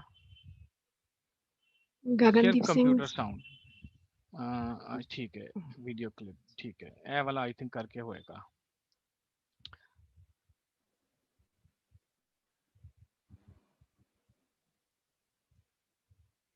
ਇਹ ਹੁਣ ਦੱਸਣਾ ਮੈਨੂੰ ਆਵਾਜ਼ ਆ ਰਹੀ ਹੈ? ਚਾਹੇ ਅਸੀਂ ਵਿਦਿਆਰਥੀ ਹਾਂ, ਮਾਪੇ ਹਾਂ, ਹਾਂਜੀ ਅਧਿਆਪਕ। ਹਾਂਜੀ ਵਿਦਿਆਰਥੀ ਹੈ। ਠੀਕ ਹੈ ਜੀ, ਐਲੋ ਮੈਂ ਹੁਣ ਪਲੇ ਕਰਾਂਗਾ ਔਰ ਉਹਦੇ ਬਾਅਦ ਹੀ ਫਿਰ ਇਸੇ ਦੇ ਵਿੱਚੋਂ ਸੰਖੇਪ ਚ ਆਪਣੇ ਵਿਚਾਰਾਂ ਨੂੰ ਅੱਗੇ ਲਿਜਾਵਾਂਗੇ। ਚਾਹੇ ਅਸੀਂ ਵਿਦਿਆਰਥੀ ਹਾਂ, ਮਾਪੇ ਹਾਂ, ਅਧਿਆਪਕ ਹਾਂ ਜਾਂ ਕਿਸੇ ਹੋਰ ਵਿਸ਼ੇ ਦੇ ਸਿੱਖਿਆਰਥੀ, ਅਸੀਂ ਸਾਰੇ ਇਸ ਭਾਲ ਵਿੱਚ ਰਹਿੰਦੇ ਹਾਂ ਕਿ ਜਿਹੜੀ ਵੀ ਪੜ੍ਹਾਈ ਅਸੀਂ ਕਰ ਰਹੇ ਹਾਂ ਉਸ ਨੂੰ ਹੋਰ ਵਧੀਆ ਅਤੇ ਸੁਚੱਜੇ ਢੰਗ ਨਾਲ ਕਿੱਦਾਂ ਕੀਤਾ ਜਾਵੇ। ਦੁਨੀਆ ਦੀਆਂ ਮੰਨੀਆਂ ਪ੍ਰਮੰਨੀਆਂ ਯੂਨੀਵਰਸਿਟੀਜ਼ ਜਿਵੇਂ ਕਿ ਹਾਰਵਰਡ, ਸਟੈਨਫੋਰਡ, ਪ੍ਰਿੰਸਟਨ ਅਤੇ ਯੇਲਸ ਦੇ ਟੌਪਰਸ ਦੇ ਨਾਲ ਕੀਤੇ ਗਏ ਇੰਟਰਵਿਊਜ਼ ਦੇ ਰਾਹੀਂ ਕਈ ਕਾਰਗਰ ਜੁਗਤੀਆਂ ਦਾ ਪਤਾ ਲੱਗਿਆ। ਅੱਜ ਅਸੀਂ ਇਹੋ ਜਿਹੀਆਂ ਅਸਰਦਾਰ ਜੁਗਤੀਆਂ ਦੀ ਵਿਚਾਰ ਤੁਹਾਡੇ ਨਾਲ ਸਾਂਝੀ ਕਰਾਂਗੇ। ਅੱਜ ਅਸੀਂ ਗੱਲ ਕਰਾਂਗੇ ਕੈਲ ਨਿਊਪੋਰਟ ਦੀ ਮਸ਼ਹੂਰ ਕਿਤਾਬ how to become a straight A student ਦੇ ਬਾਰੇ। ਲਿਖਾਰੀ ਦੇ ਮੁਤਾਬਕ ਅਸੀਂ ਸਭ ਤੋਂ ਪਹਿਲਾਂ ਸੂਡੋ ਵਰਕਿੰਗ ਅਤੇ ਰੀਅਲ ਵਰਕਿੰਗ ਦੀ ਪਛਾਣ ਕਰਨਾ ਸਿੱਖੀਏ। ਅਸੀਂ ਕਈ ਵਿਦਿਆਰਥੀਆਂ ਨੂੰ ਸਾਰਾ ਦਿਨ ਕਿਤਾਬਾਂ ਦੇ ਵਿੱਚ ਡੁੱਬੇ ਹੋਏ ਦੇਖਦੇ ਹਾਂ, ਪਰ ਉਹਨਾਂ ਸਾਰਿਆਂ ਦੀ ਮੁਸ਼ੱਕਤ ਕਿਸੇ ਠੋਸ ਪਰਿਣਾਮ ਵਿੱਚ ਤਬਦੀਲ ਹੋਈ ਨਜ਼ਰ ਨਹੀਂ ਆਉਂਦੀ। ਚੰਗੇ ਨਤੀਜੇ ਨੂੰ ਪ੍ਰਾਪਤ ਕਰਨ ਦੀ ਕੁੰਜੀ ਹੈ ਖਰਚਿਆ ਗਿਆ ਸਮਾਂ ਅਤੇ ਉਸ ਨੂੰ ਕਿਤਨੀ ਇਕਾਗਰਤਾ ਨਾਲ ਵਰਤਿਆ ਗਿਆ। ਜੇ ਕੋਈ ਕੰਮ 10 ਘੰਟਿਆਂ ਵਿੱਚ 3 ਇਕਾਈ ਦੀ ਇਕਾਗਰਤਾ ਨਾਲ ਕੀਤਾ ਜਾਂਦਾ ਹੈ ਤੇ ਉਸੇ ਕੰਮ ਨੂੰ 10 ਇਕਾਈ ਦੀ ਇਕਾਗਰਤਾ ਨਾਲ ਘੱਟ ਸਮੇਂ ਵਿੱਚ ਵੀ ਕੀਤਾ ਜਾ ਸਕਦਾ ਹੈ। ਸੂਡੋ ਵਰਕਿੰਗ ਦਾ ਉਦਾਹਰਣ ਹੈ ਜਿਸ ਤਰ੍ਹਾਂ ਕਈ ਘੰਟੇ ਕਿਤਾਬਾਂ ਦੇ ਨਾਲ ਜੂਝਦੇ ਰਹਿਣਾ, ਟੀਵੀ ਦੇ ਸਾਹਮਣੇ ਬੈਠ ਕੇ ਪਰਿਵਾਰ ਵਿੱਚ ਗੱਲਬਾਤ ਕਰਦਿਆਂ, ਮੋਬਾਈਲ ਨੂੰ ਇਸਤੇਮਾਲ ਕਰਦਿਆਂ, ਦੋਸਤਾਂ ਨਾਲ ਗਰੁੱਪ ਸਟੱਡੀ ਕਰਕੇ ਜਿਸ ਵਿੱਚ ਜ਼ਿਆਦਾ ਸਮਾਂ ਗੱਲਾਂ ਜਾਂ ਗੌਸਿਪਸ ਵਿੱਚ ਵਿਅਰਥ ਹੋ ਜਾਂਦਾ ਹੈ। ਹੁਣ ਤੁਸੀਂ ਆਪਣੇ ਸੂਡੋ ਵਰਕ ਦੀ ਆਪ ਪਛਾਣ ਕਰੋ ਅਤੇ ਉਸ ਨੂੰ ਰੀਅਲ ਵਰਕਿੰਗ ਦੇ ਨਾਲ ਬਦਲ ਦਵੋ। ਡੀਪ ਵਰਕ ਯਾਨੀ ਇਕਾਗਰਚਿਤ ਹੋ ਕੇ ਲਾਹੇਮੰਦ ਨਤੀਜੇ ਪ੍ਰਾਪਤ ਕੀਤੇ ਜਾ ਸਕਦੇ ਹਨ। ਡੀਪ ਵਰਕ ਕਿਤਾਬ ਦੇ ਵਿਚਾਰਾਂ ਨੂੰ ਅਸੀਂ ਆਪਣੇ ਪੁਰਾਣੇ ਵੀਡੀਓ ਵਿੱਚ ਚੰਗੀ ਤਰ੍ਹਾਂ ਸਮਝ ਚੁੱਕੇ ਹਾਂ। Manage your time in 5 minutes. ਸਵੇਰੇ ਉੱਠ ਕੇ ਸਭ ਤੋਂ ਪਹਿਲਾਂ 5 ਮਿੰਟ ਲਈ ਉਸ ਦਿਨ ਦੇ ਕੀਤੇ ਜਾਣ ਵਾਲੇ ਕੰਮਾਂ ਦੀ ਸੂਚੀ ਤਿਆਰ ਕਰੋ। ਇੱਕ ਕੈਲੰਡਰ ਔਰ ਇੱਕ ਜਰਨਲ ਯਾਨੀ ਨੋਟਬੁੱਕ ਦੀ ਵਰਤੋਂ ਕੀਤੀ ਜਾਵੇ। ਹੁਣ ਕੈਲੰਡਰ ਵਿੱਚ ਅੱਜ ਦੇ ਕੀਤੇ ਜਾਣ ਵਾਲੇ ਕੰਮਾਂ ਨੂੰ ਲਿਖਿਆ ਜਾਵੇ ਅਤੇ ਜਰਨਲ ਵਿੱਚ ਅੱਜ ਦੇ ਕੰਮਾਂ ਦੇ ਨਾਲ ਦੂਸਰੇ ਕਾਲਮ ਨੂੰ ਸਾਰੇ ਦਿਨ ਲਈ ਵਰਤੋਂ ਵਿੱਚ ਲਿਆਇਆ ਜਾਵੇ। ਦਿਨ ਵਿੱਚ ਵਿਚਰਦੇ ਹੋਏ ਜੇਕਰ ਕੋਈ ਨਵੇਂ ਕੰਮ ਨਜ਼ਰੀ ਪੈਣ ਤੇ ਉਹਨਾਂ ਨੂੰ ਵੀ ਸੂਚੀ ਵਿੱਚ ਜੋੜ ਲਿਆ ਜਾਵੇ। ਹੁਣ ਰਾਤ ਸੌਣ ਤੋਂ ਪਹਿਲਾਂ ਮੁਕੰਮਲ ਹੋ ਚੁੱਕੇ ਕੰਮਾਂ ਨੂੰ ਕੱਟ ਦਿੱਤਾ ਜਾਵੇ ਅਤੇ ਇਸੇ ਪ੍ਰਕਿਰਿਆ ਨੂੰ ਅਗਲੀ ਸਵੇਰ ਤੋਂ ਇਸੇ ਤਰ੍ਹਾਂ ਫਿਰ ਤੋਂ ਦੁਹਰਾਇਆ ਜਾਵੇ। ਇਹ 5 ਮਿੰਟ ਦਾ ਬਿਤਾਇਆ ਹੋਇਆ ਸਮਾਂ ਤੁਹਾਡੇ ਸਾਰੇ ਦਿਨ ਦੇ ਤਣਾਅ ਅਤੇ ਖਿੱਚੋਤਾਣ ਦਾ ਨਿਪਟਾਰਾ ਕਰ ਦਿੰਦਾ ਹੈ ਅਤੇ ਤੁਹਾਡੇ ਜ਼ਰੂਰੀ ਕੰਮਾਂ ਨੂੰ ਲੋੜੀਂਦੀ ਤਰਤੀਬ ਦੇ ਦਿੰਦਾ ਹੈ। ਡਿਕਲੇਅਰ ਵਾਰ ਅਗੇਂਸਟ ਪ੍ਰੋਕੈਸਟੀਨੇਸ਼ਨ। ਕੰਮ ਨੂੰ ਕੱਲ੍ਹ ਤੇ ਸੁੱਟਣ ਦੀ ਬਿਰਤੀ ਨਾਲ ਜੰਗ ਛੇੜੀਏ। ਸਾਡੀ ਕੁਦਰਤੀ ਬਿਰਤੀ ਸਾਨੂੰ ਸਰੀਰ ਦੇ ਸੁੱਖਾਂ ਵੱਲ ਪ੍ਰੇਰਦੀ ਹੈ ਅਤੇ ਉਦਮ ਤੋਂ ਭੱਜਦੀ ਹੈ ਅਤੇ ਇਹ 5 ਮਿੰਟ ਦੀ ਪਲੈਨਿੰਗ ਇਸੇ ਜੰਗ ਦੀ ਸ਼ੁਰੂਆਤ ਹੈ ਜਿਸ ਵਿੱਚ ਸਭ ਤੋਂ ਪਹਿਲਾਂ ਕੰਮ ਨੂੰ ਕੱਲ ਉੱਤੇ ਸੁੱਟਣ ਦੀ ਬਿਰਤੀ ਨਾਲ ਆਮੋ ਸਾਹਮਣੇ ਹੋਇਆ ਜਾਂਦਾ ਹੈ। ਦਿਨ ਖਤਮ ਹੋਣ ਦੇ ਵੇਲੇ ਜਨਰਲ ਦੇ ਵਿੱਚ ਕਿਸੇ ਵੀ ਕੰਮ ਦੇ ਪੂਰੇ ਨਾ ਹੋ ਜਾਣ ਦੇ ਕਾਰਨਾਂ ਦੀ ਨਿਸ਼ਾਨਦੇਹੀ ਕੀਤੀ ਜਾਵੇ ਅਤੇ ਉਹਨਾਂ ਨੂੰ ਲਿਖਿਆ ਜਾਵੇ। ਹੁਣ ਇੰਜ ਕਰਨ ਦੇ ਨਾਲ ਸਾਨੂੰ ਸਵੈ ਪੜਚੋਲ ਕਰਨ ਦੀ ਆਦਤ ਪਵੇਗੀ ਅਤੇ ਉਹ ਕਮਜ਼ੋਰੀਆਂ ਜੋ ਮੁਸ਼ਕਿਲਾਂ ਪੈਦਾ ਕਰ ਰਹੀਆਂ ਹਨ ਸਹਿਜੇ ਦੂਰ ਹੁੰਦੀਆਂ ਜਾਣਗੀਆਂ। ਇਸ ਦੇ ਨਾਲ ਹੀ ਅਸੀਂ ਦੇਖਾਂਗੇ ਕਿ ਕੰਮ ਨੂੰ ਕੱਲ ਤੇ ਸੁੱਟਣ ਦੀ ਬਿਰਤੀ ਘਟਦੀ ਜਾ ਰਹੀ ਹੈ ਅਤੇ ਅਸੀਂ ਆਪਣੇ ਆਪ ਵਿੱਚ ਚੜ੍ਹਦੀ ਕਲਾ ਦਾ ਅਹਿਸਾਸ ਮਹਿਸੂਸ ਕਰਨ ਲੱਗਦੇ ਹਾਂ। ਫੀਡ ਦ ਮਸ਼ੀਨ, ਕਿਉਂਕਿ ਅਸੀਂ ਸਾਰੇ ਕੰਮ ਆਪਣੇ ਸਰੀਰ ਅਤੇ ਦਿਮਾਗ ਰਾਹੀਂ ਕਰਨੇ ਹਨ, ਇਸ ਕਰਕੇ ਇਹਨਾਂ ਦਾ ਤੰਦਰੁਸਤ ਰਹਿਣਾ ਅਤ ਜ਼ਰੂਰੀ ਹੈ। ਔਰ ਇਹ ਤਾਂ ਹੀ ਹੋ ਸਕਦਾ ਹੈ ਜੇਕਰ ਅਸੀਂ ਆਪਣਾ ਖਾਣ-ਪਾਨ ਸਾਦਾ ਅਤੇ ਸੰਤੋਖਜਨਕ ਰੱਖੀਏ, ਜਿਸ ਵਿੱਚ ਜੰਕ ਫੂਡ ਜਾਂ ਹੋਰ ਕਿਸੇ ਵੀ ਤਰੀਕੇ ਦੇ ਗੰਦੇ ਮੰਦੇ ਖਾਣੇ ਨੂੰ ਕੋਈ ਵੀ ਥਾਂ ਨਹੀਂ ਮਿਲਣੀ ਚਾਹੀਦੀ ਅਤੇ ਆਪਣੇ ਆਪ ਨੂੰ ਇਹਨਾਂ ਤੋਂ ਦੂਰ ਹੀ ਰੱਖਿਆ ਜਾਵੇ। Make N event out of worst task. ਜੇਕਰ ਕੋਈ ਔਖਾ ਕੰਮ ਸਾਹਮਣੇ ਆਉਂਦਾ ਹੈ ਉਸ ਲਈ ਇੱਕ ਖਾਸ ਮੌਕਾ, ਥਾਂ ਅਤੇ ਸਮਾਂ ਨਿਸ਼ਚਿਤ ਕਰ ਲਵੋ, ਜਿਵੇਂ ਕਿ ਮੈਂ ਫਲਾਣੇ ਦਿਨ 4 ਘੰਟੇ ਲਈ ਫਲਾਣੀ ਲਾਇਬ੍ਰੇਰੀ ਜਾ ਕੇ ਇਸ ਕੰਮ ਨੂੰ ਪੂਰਨ ਕਰਨਾ ਹੈ, ਜਿਹੜਾ ਕਿ ਚੂਜ਼ਿੰਗ ਹਾਰਡ ਡੇਜ਼ ਦੀ ਫਿਲਾਸਫੀ ਨੂੰ ਚਿੰਨ੍ਹਿਤ ਕਰ ਦਿੰਦਾ ਹੈ। ਅਗਲਾ ਤਰੀਕਾ ਹੈ choose when, where and how long. When ਯਾਨੀ ਕਦੋਂ ਪੜ੍ਹਾਈ ਕਰੀਏ। ਹੁਣ ਇਸ ਲਈ ਸਭ ਤੋਂ ਚੰਗਾ ਸਮਾਂ ਹੈ ਸਵੇਰ ਦਾ ਅੰਮ੍ਰਿਤ ਵੇਲਾ। ਵਿਗਿਆਨਿਕ ਖੋਜ ਵੀ ਇਹੀ ਦਰਸਾਉਂਦੀ ਹੈ ਕਿ ਉਸ ਸਮੇਂ ਸਾਡਾ ਫੋਕਸ ਯਾਨੀ ਇਕਾਗਰਤਾ ਸਭ ਤੋਂ ਜ਼ਿਆਦਾ ਬਣ ਸਕਦੀ ਹੈ, ਕਿਉਂਕਿ ਸਾਡੇ ਦਿਮਾਗ ਦੇ ਸੈੱਲ ਇੱਕੋ ਦਮ ਤਰੋ ਤਾਜ਼ਾ ਹੁੰਦੇ ਹਨ ਔਰ ਸਾਡਾ ਦਿਮਾਗ ਆਪਣੀ ਡੈਲਟਾ ਸਟੇਟ ਤੋਂ ਬਾਹਰ ਆ ਰਿਹਾ ਹੁੰਦਾ ਹੈ। ਇਸ ਲਈ ਉਸ ਸਮੇਂ ਦੀ ਬੜੀ ਮਹੱਤਤਾ ਹੈ। ਪਰ ਉਸ ਤੋਂ ਇਲਾਵਾ ਜਦੋਂ ਵੀ ਅਸੀਂ ਡੀਪ ਵਰਕ ਲਈ ਇਕਾਗਰ ਹੋ ਸਕਦੇ ਹਾਂ ਉਹੀ ਸਮਾਂ ਚੰਗਾ ਹੈ। ਪਰ ਇਸ ਗੱਲ ਦਾ ਖਾਸ ਧਿਆਨ ਰੱਖਿਆ ਜਾਏ ਕਿ ਸਾਰੇ ਕੰਮ ਰਾਤ ਦੇ ਖਾਣੇ ਤੋਂ ਪਹਿਲਾਂ ਮੁੱਕ ਜਾਣ ਅਤੇ ਜਿੰਨਾ ਹੋ ਸਕੇ ਰਾਤ ਦੀ ਪੜ੍ਹਾਈ ਤੋਂ ਪਰਹੇਜ਼ ਕੀਤਾ ਜਾਏ ਔਰ ਅੰਮ੍ਰਿਤ ਵੇਲੇ ਦੇ ਸਮੇਂ ਨੂੰ ਹੀ ਚੁਣਿਆ ਜਾਏ। ਵੇਅਰ ਯਾਨੀ ਪੜ੍ਹਾਈ ਕਿੱਥੇ ਕਰਨੀ ਚਾਹੀਦੀ ਹੈ। ਕੋਈ ਵੀ ਐਸੀ ਥਾਂ ਜਿੱਥੇ ਤੁਹਾਡੇ ਧਿਆਨ ਦੇ ਖਿੰਡਣ ਦਾ ਸਬਬ ਨਾ ਹੋਵੇ, ਮਤਲਬ ਡਿਸਟਰੈਕਸ਼ਨ ਫ੍ਰੀ ਜਗ੍ਹਾ ਜਿੱਥੇ ਤੁਸੀਂ ਇਕਾਗਰਤਾ ਨਾਲ ਪੜ੍ਹ ਸਕੋ ਬਿਨਾਂ ਡਿਸਟਰੈਕਸ਼ਨ ਦੇ। ਇਸੇ ਟੌਪਿਕ ਨੂੰ ਅਸੀਂ ਆਪਣੇ ਪੁਰਾਣੇ ਵੀਡੀਓ ਡਿਜੀਟਲ ਮਿਨੀਮਲਿਜ਼ਮ ਵਿੱਚ ਚੰਗੀ ਤਰ੍ਹਾਂ ਸਮਝਿਆ ਸੀ ਕਿ ਕਿਸ ਤਰੀਕੇ ਨਾਲ ਅੱਜ ਦੇ ਸਮੇਂ ਵਿੱਚ ਮੋਬਾਈਲ ਸਭ ਤੋਂ ਵੱਡੀ ਡਿਸਟਰੈਕਸ਼ਨ ਦਾ ਕਾਰਨ ਬਣ ਚੁੱਕਾ ਹੈ। ਹਾਊ ਲੌਂਗ ਲਈ ਵਿਗਿਆਨਿਕ ਖੋਜਾਂ ਦਰਸਾਉਂਦੀਆਂ ਹਨ ਕਿ ਅਗਰ ਅਸੀਂ 50 ਮਿੰਟ ਤੱਕ ਪੜ੍ਹਨ ਤੋਂ ਬਾਅਦ 10 ਮਿੰਟ ਦੀ ਬ੍ਰੇਕ ਲਈਏ, ਪਰ ਇਸ ਬ੍ਰੇਕ ਦੇ ਦੌਰਾਨ ਇਕਾਗਰਤਾ ਨੂੰ ਭੰਗ ਕਰਨ ਵਾਲਾ ਕੋਈ ਵੀ ਕੰਮ ਨਾ ਕੀਤਾ ਜਾਵੇ। ਔਰ ਇਸੇ ਤਰ੍ਹਾਂ ਦੇ ਸੈਸ਼ਨਸ ਲਗਭਗ 3 ਜਾਂ 4 ਅਸੀਂ ਪੂਰੇ ਦਿਨ ਵਿੱਚ ਕਰ ਸਕਦੇ ਹਾਂ ਔਰ ਆਪਣੀ ਇਕਾਗਰਤਾ ਦਾ ਸਭ ਤੋਂ ਜ਼ਿਆਦਾ ਫਾਇਦਾ ਉਠਾ ਸਕਦੇ ਹਾਂ। ਔਰ ਹੁਣ ਇਮਤਿਹਾਨ ਦੇਣ ਲੱਗਿਆ ਇਹਨਾਂ 3 ਗੱਲਾਂ ਦਾ ਧਿਆਨ ਰੱਖਿਆ ਜਾਵੇ: ਪਲੈਨਿੰਗ, ਪ੍ਰੋਸੀਡਿੰਗ, ਪ੍ਰੂਫ ਰੀਡਿੰਗ। ਸਭ ਤੋਂ ਪਹਿਲਾਂ ਸਾਰੇ ਪੇਪਰ ਤੇ ਨਿਗਾਹ ਮਾਰ ਕੇ ਨੰਬਰਾਂ ਦੇ ਮੁਤਾਬਿਕ ਸਵਾਲਾਂ ਨੂੰ ਹੱਲ ਕਰਨ ਦੀ ਇੱਕ ਤਰਤੀਬ ਬਣਾ ਲਈ ਜਾਵੇ। ਔਰ ਪ੍ਰੋਸੀਡਿੰਗ ਵਿੱਚ ਸਭ ਤੋਂ ਪਹਿਲਾਂ ਸੌਖੇ ਸਵਾਲਾਂ ਨੂੰ ਮੁਕਾ ਲਿਆ ਜਾਵੇ ਔਰ ਉਸ ਤੋਂ ਬਾਅਦ ਹੀ ਔਖੇ ਸਵਾਲ ਕੀਤੇ ਜਾਣ ਤਾਂ ਕਿ ਅਸਫਲ ਹੋਣ ਦਾ ਸੰਸਾ ਸਾਨੂੰ ਪਰੇਸ਼ਾਨ ਨਾ ਕਰੇ। ਪ੍ਰੂਫ ਰੀਡਿੰਗ ਵਿੱਚ ਆਖਰੀ ਦੇ 10 ਮਿੰਟ ਵਿੱਚ ਸਾਰੇ ਪੇਪਰ ਦੀ ਪੜਤਾਲ ਕਰ ਲਿੱਤੀ ਜਾਵੇ, ਜਿਸ ਵਿੱਚ ਛੋਟੀਆਂ-ਮੋਟੀਆਂ ਗਲਤੀਆਂ ਨੂੰ ਸੁਧਾਰ ਲਿਆ ਜਾਵੇ ਅਤੇ ਇਹ ਯਕੀਨ ਬਣਾ ਲਿਆ ਜਾਵੇ ਕਿ ਕਿਤੇ ਕੋਈ ਸਵਾਲ ਛੁੱਟ ਤੇ ਨਹੀਂ ਗਿਆ। ਅੱਜ ਅਤੇ ਹੁਣ ਤੋਂ ਹੀ ਆਓ ਇਹ ਕੰਮ ਸ਼ੁਰੂ ਕਰੀਏ। ਸਵੇਰੇ 5 ਮਿੰਟ ਦੀ ਵਿਉਂਤਬੰਦੀ ਜਾਂ ਪਲੈਨਿੰਗ। ਅੱਜ ਦਾ ਕੰਮ ਅੱਜ ਹੀ ਕਰੀਏ ਔਰ ਉਸ ਨੂੰ ਕੱਲ ਤੇ ਨਾ ਪਾਈਏ। ਕਦੋਂ, ਕਿੱਥੇ ਅਤੇ ਕਿੰਨੇ ਸਮੇਂ ਲਈ ਦੀ ਜੁਗਤੀ ਦਾ ਅਭਿਆਸ ਕਰੀਏ। ਯਾਦ ਰੱਖੋ ਕਿ ਕਾਮਯਾਬ ਅਤੇ ਨਾਕਾਮਯਾਬ ਇਨਸਾਨ ਵਿੱਚ ਸਿਰਫ ਕੁਝ ਆਦਤਾਂ ਦਾ ਹੀ ਫਰਕ ਹੁੰਦਾ ਹੈ। ਉਹ ਆਦਤਾਂ ਹੀ ਹਨ ਜੋ ਸਾਡੇ ਜੀਵਨ ਅਤੇ ਕਿਸਮਤ ਨੂੰ ਘੜਦੀਆਂ ਹਨ।